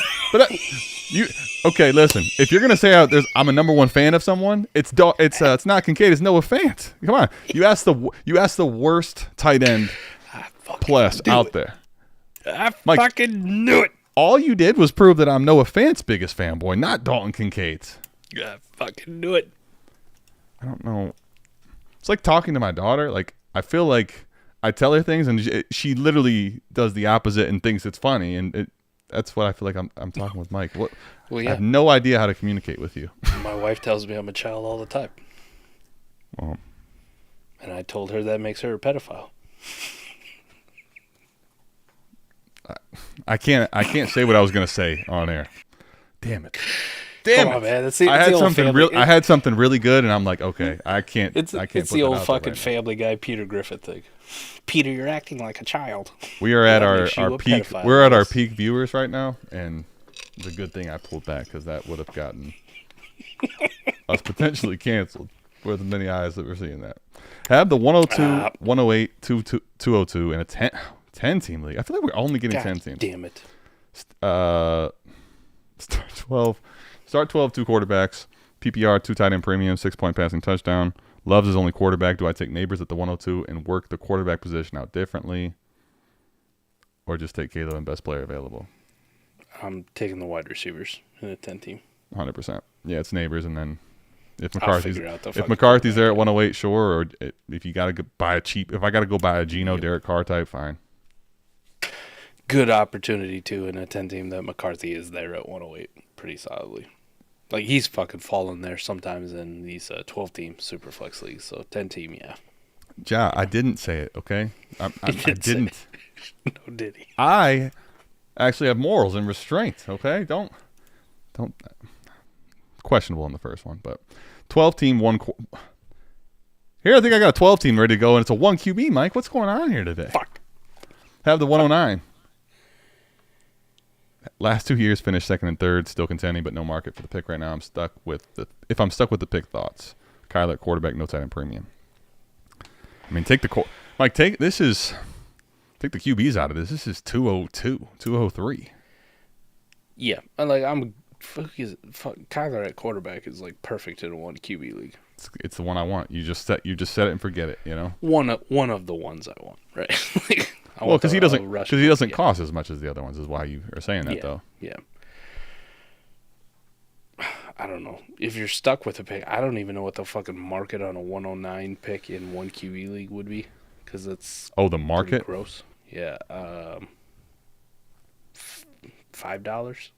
Fab. I'm just kidding. Is this a running back, right? So this would be a post NFL draft. Is this like the RB1 of the class, or does that fucking player even go higher? I bet you that running back one's gone, buddy. Fuck, man. So you're talking like just because it's one quarterback, yes. Like you're praying for like a Troy Franklin. I mean, right now you're talking. So like, yeah, Xavier Worthy type, Ladd McConkey, Troy Franklin. One of those is probably. But then it's a start 9 where it's like, I like those guys, but, I play in a lot of 12 and 13 and 14 best balls. Mike, what you have to do is you have to hope that one of them has a start or somewhere in the season where they get like Jaden Reed-ish type value and you can move. Maybe they Chris Olave it. Yeah, but I feel like. Hey, basically that was a 1 QB fucking rookie class. Okay. Sure. I just feel like, all right, fair enough. I get you. Fine. Go all the way to Chris Olave. Now, at that point, you're holding. But I mean, they got to explode like that where they have the value, and all of a sudden it's like, right. This is a good wide receiver 2 in this format for me. The problem is if you draft the wrong one here and he doesn't actually give you any value bump, you're sitting on him forever. Who the fuck is Alexander yelling at, okay? Like, I'm doing a stream. I can't make draft picks live on air. I can't multitask like that. Mike doesn't even know how to speak right now. You want him to make a pick? Fuck, Mike, what were you going to trade me Dalton Kincaid for? We were almost there, too. I feel like I had him. Like, I was right there to having Dalton Kincaid. I had you. I offered you my Dalton Kincaid for You leave Noah Fant out of this. You know I'm going to kick you in the You leave Noah Fant out of this. I'm going to hit you in the feels. Yeah, Trip Crowd. You jumped the gun, man. Just a little bit. Adam was down on Nico. Been down on Nico. Okay, Trip Crowd, there was one time that I liked him, okay? And it was when T-Rock had him. And I kind of stole him from T-Rock to give him his picks back. And I knew he'd go for the 104. I mean... Yeah. Listen, I actually somehow maneuvered out of that Nico share that I bought, Mike, before. Because when we did that trade show, it was what, 3 weeks after that? They traded for Stefon Diggs? I got lucky that I moved him as quickly as I did, frankly. It was 2 weeks ago. 2 weeks ago. That trade just recently aired, and now whoever the fuck made that for the 104 really hates themselves. Well, no, they don't. But okay, combo for another day. Wait a minute, hold on. Would y'all be worried about the rookie wide receiver 1 in Buffalo? Joe Brady has a history of not scheming his wide receiver 1 optimally. Diggs, DJM, etc. Something to think about. I saw that tweet come out, and listen, okay, it's not a personal attack, but I thought the tweet was kind of garbage because when you really dig into it, it was like you're kind of just finessing some numbers here to make it look good. Up until that point, up until last year, so just take out last year, but up until that point, until DJ Moore's career, before he got traded to Chicago and blew up last year to the levels he did, 2020 with Joe Brady was his second best year he ever had. Ever. So, like, he was completely fine. I saw, like, the Robbie Anderson thing and the Curtis Samuel thing, but it wasn't, like, 100% truthful. Joe Brady sure fucking did fine at LSU scheming Jamar Chase and Justin Jefferson open. Whoever you wanted to say is wide receiver 1 there. So, you're really just, I don't know. Diggs kind of just quit on the team. I don't know. It didn't look like he was too interested. They also played like a murderer's row of secondaries who were really good at stopping number 1 wide receivers, right? Like you had the L'Jarius Sneed matchup. He was fantastic. And it's interesting, too, because if you look at Diggs 2 years ago, Adam, like I know Josh Allen's elbow's in there, so I kind of give Diggs a pass, but the second half of 2022 was also really bad for Diggs. Like it wasn't that great. So now it's 2 years in a row that we've seen a Russell Wilson-esque second half collapse. Right. The fantasy points are fantastic at the beginning, and then, from week 11 on, go fuck yourself. So, I don't really know what to make of it. I thought the offense as a whole under Joe Brady in Buffalo was 10 times better than it was at the beginning of the season. And For sure. obviously Buffalo came out of the depths to make a playoff run, and Josh Allen was electric and on fire. So I really don't know how much of that is like you can put the blame on Joe Brady and like maybe explain away some of the other stuff. Like the DJ Moore thing was the first like red flag. Like, wait a minute, was DJ Moore really that bad under Brady? No, not really. Like, I mean, compared to everything else, he was actually pretty decent. If they take a receiver at 28, whatever they're at hypothetically here, Mike, I'd have to see where they're going, because I think my gut feeling is just they're going to be overvalued in Dynasty off the rip. So would I be worried? Probably at cost, to be honest with you. Probably at cost, I would be. I think I would be excited, especially because you and I do a lot of pre-NFL drafts. Mm-hmm. Like, whoever that guy is, say we're right. Let's just hypothetically say it is Adonai Mitchell, and you got to fuck down to Adonai Mitchell, Adam. Peace out, Fantasy Plumber. Appreciate you stopping by, buddy. But you know the levels that Adonai is going to go to if that actually happens. If he ends up at pick 28 to the Bills, okay? He's going to be he's going to be going ahead probably of Brian Thomas. But I'd be excited, yeah. You would be excited, but I also know Adonai Mitchell is now being shopped around just about fucking everywhere because you're like, come on. He doesn't actually go on the general chat block because I feel like I just don't do that anymore, but he's on the block in every league. Yeah, absolutely. You're throwing out some offers every now and then with Adonai in them, right? Hey, buddy. You're definitely entertaining them when they come in. Big Country, I hope you know that I hope you're happy, okay? I got a video coming out tomorrow where I talk about Dynasty drafting and trading on the clock, and Nico Collins is on that video, and I didn't know Diggs was traded at the time, so thanks. All right, Adam. What do you got? I'm drunk. Ready to go? I need help. I got a pick. Okay. Need your help. Okay. It's the third round. You can just start with that. We know you need my help. That's drunk or not. What do you need? It's the third round. Okay. Pick 307 or 8. Who gives a fuck? Well, we know it's not Malachi Corley. No. Brendan Rice, Ray Davis, Javon Baker. Pick one. It's a best ball shit league? Yeah, it's a best ball shit league. I mean, I believe this one's you're in this one. Start 3 running backs, start 4 wide receivers. I was gonna say the Ray Davis seems like the one that if he hits the decent enough draft capital or landing spots, the best of the odds to be meaningful in fantasy. Say less. It was going to be him or Baker, but I think it's Ray Davis for me. And you tell me 3. You got to start 3 running backs, Mike. Ray Davis. You're your best friend, man. My best friend. Now keep in mind that I only won 1 league last year, so don't hold it against me. It was against me, though. Don't hold it against me if it all blows out. Okay. You tell me that all the time. At least it was against you. Yes. I mean, Mike, if I'm going to win 1 league against you, yeah. Uh-oh. How about a live trade? Okay, what do you got? Best ball league. A.J. Dillon in the 111 or Derrick Henry in the 301. Pre-NFL rookie draft, too. Is the pick already made? 111? Nope. No, sir.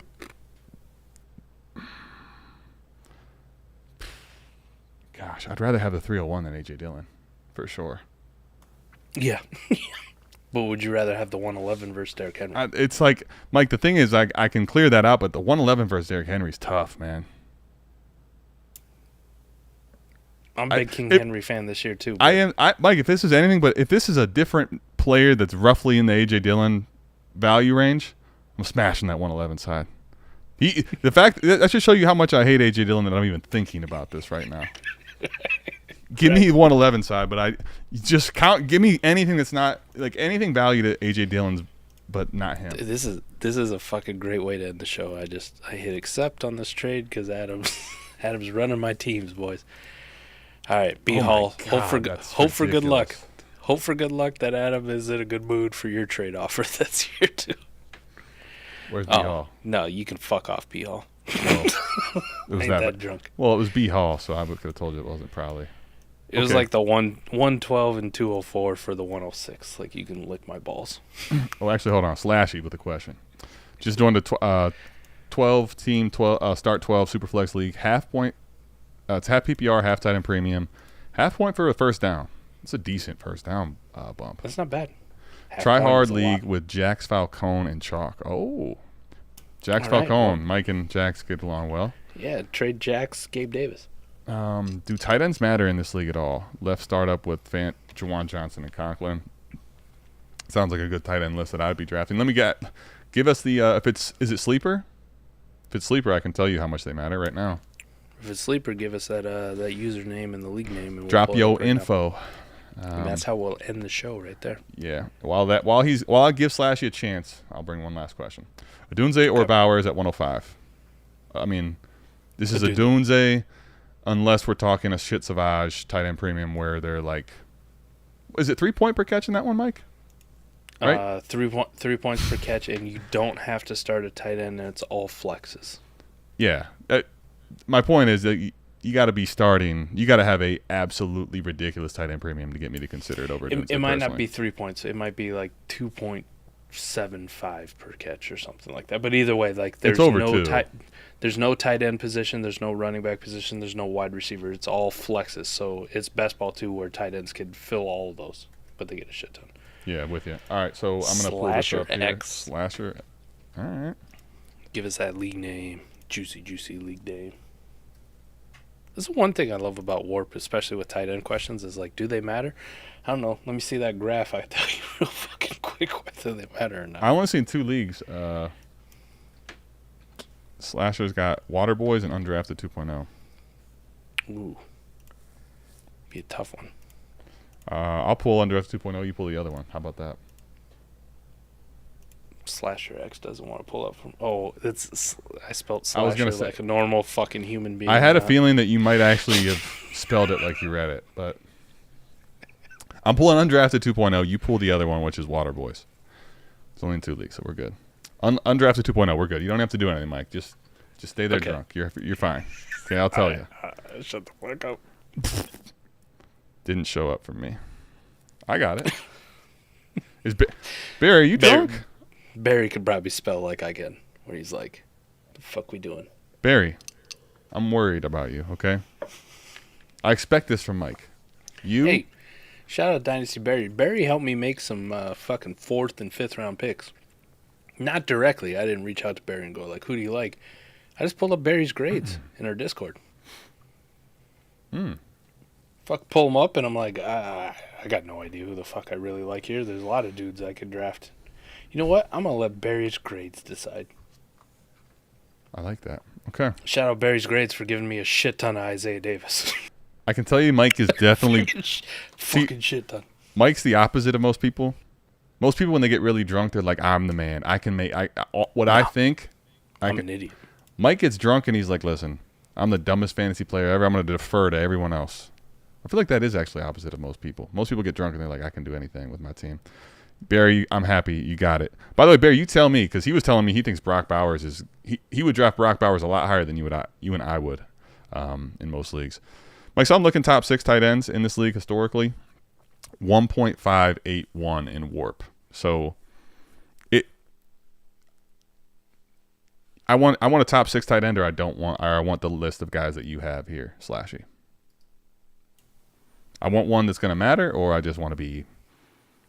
Give me the shitters, and is it best ball is the only thing? If you have to start one, it's just make sure you keep starting the same one. Fuck it, Pick one and ride. Mm-hmm. All 3 of those guys are fine. Sure. You're going 0 tight end. Right, and then you might get like another rookie or some shitter like that off the waivers where you're just like, maybe you might have a role. Like you just add a 4th and you say, this is my tight end room and this is what I'm rolling with. And no, if Noah Fant fucking shows you something in the first 2 weeks, you just fucking start him until he tells you to not start him. Juwan Johnson, same thing. Tyler Conklin, the same thing. Until someone sends you first. Or if we're going back and forth, right? Fant has a week, then Juwan Johnson, then Conklin. Then you're just playing this like, who's got the best matchup? Like, how does this defense do against tight ends? Oh, this one sucks. All right, Tyler Conklin, what's up, buddy? You're starting this week. Hop in, fuckface. Please don't suck. That's it. That's how you play the A-Warp tight end life.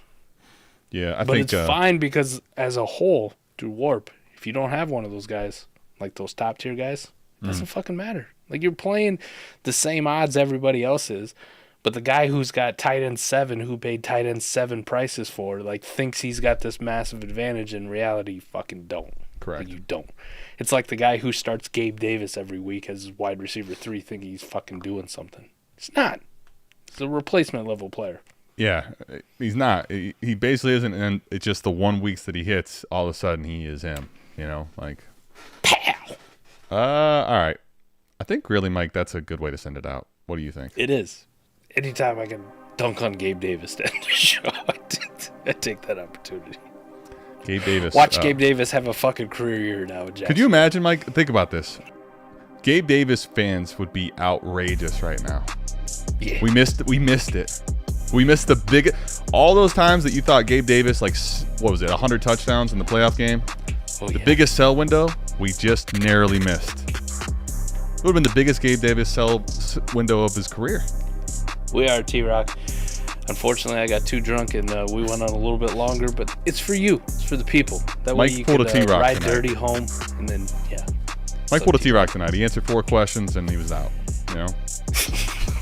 Just like T-Rock's auctions. On auction. Blew We all love my y'all. budget. We love y'all. We'll see you back here. Same time, same place next week for AMA. We're out of this thing. See ya. Peace. Peace.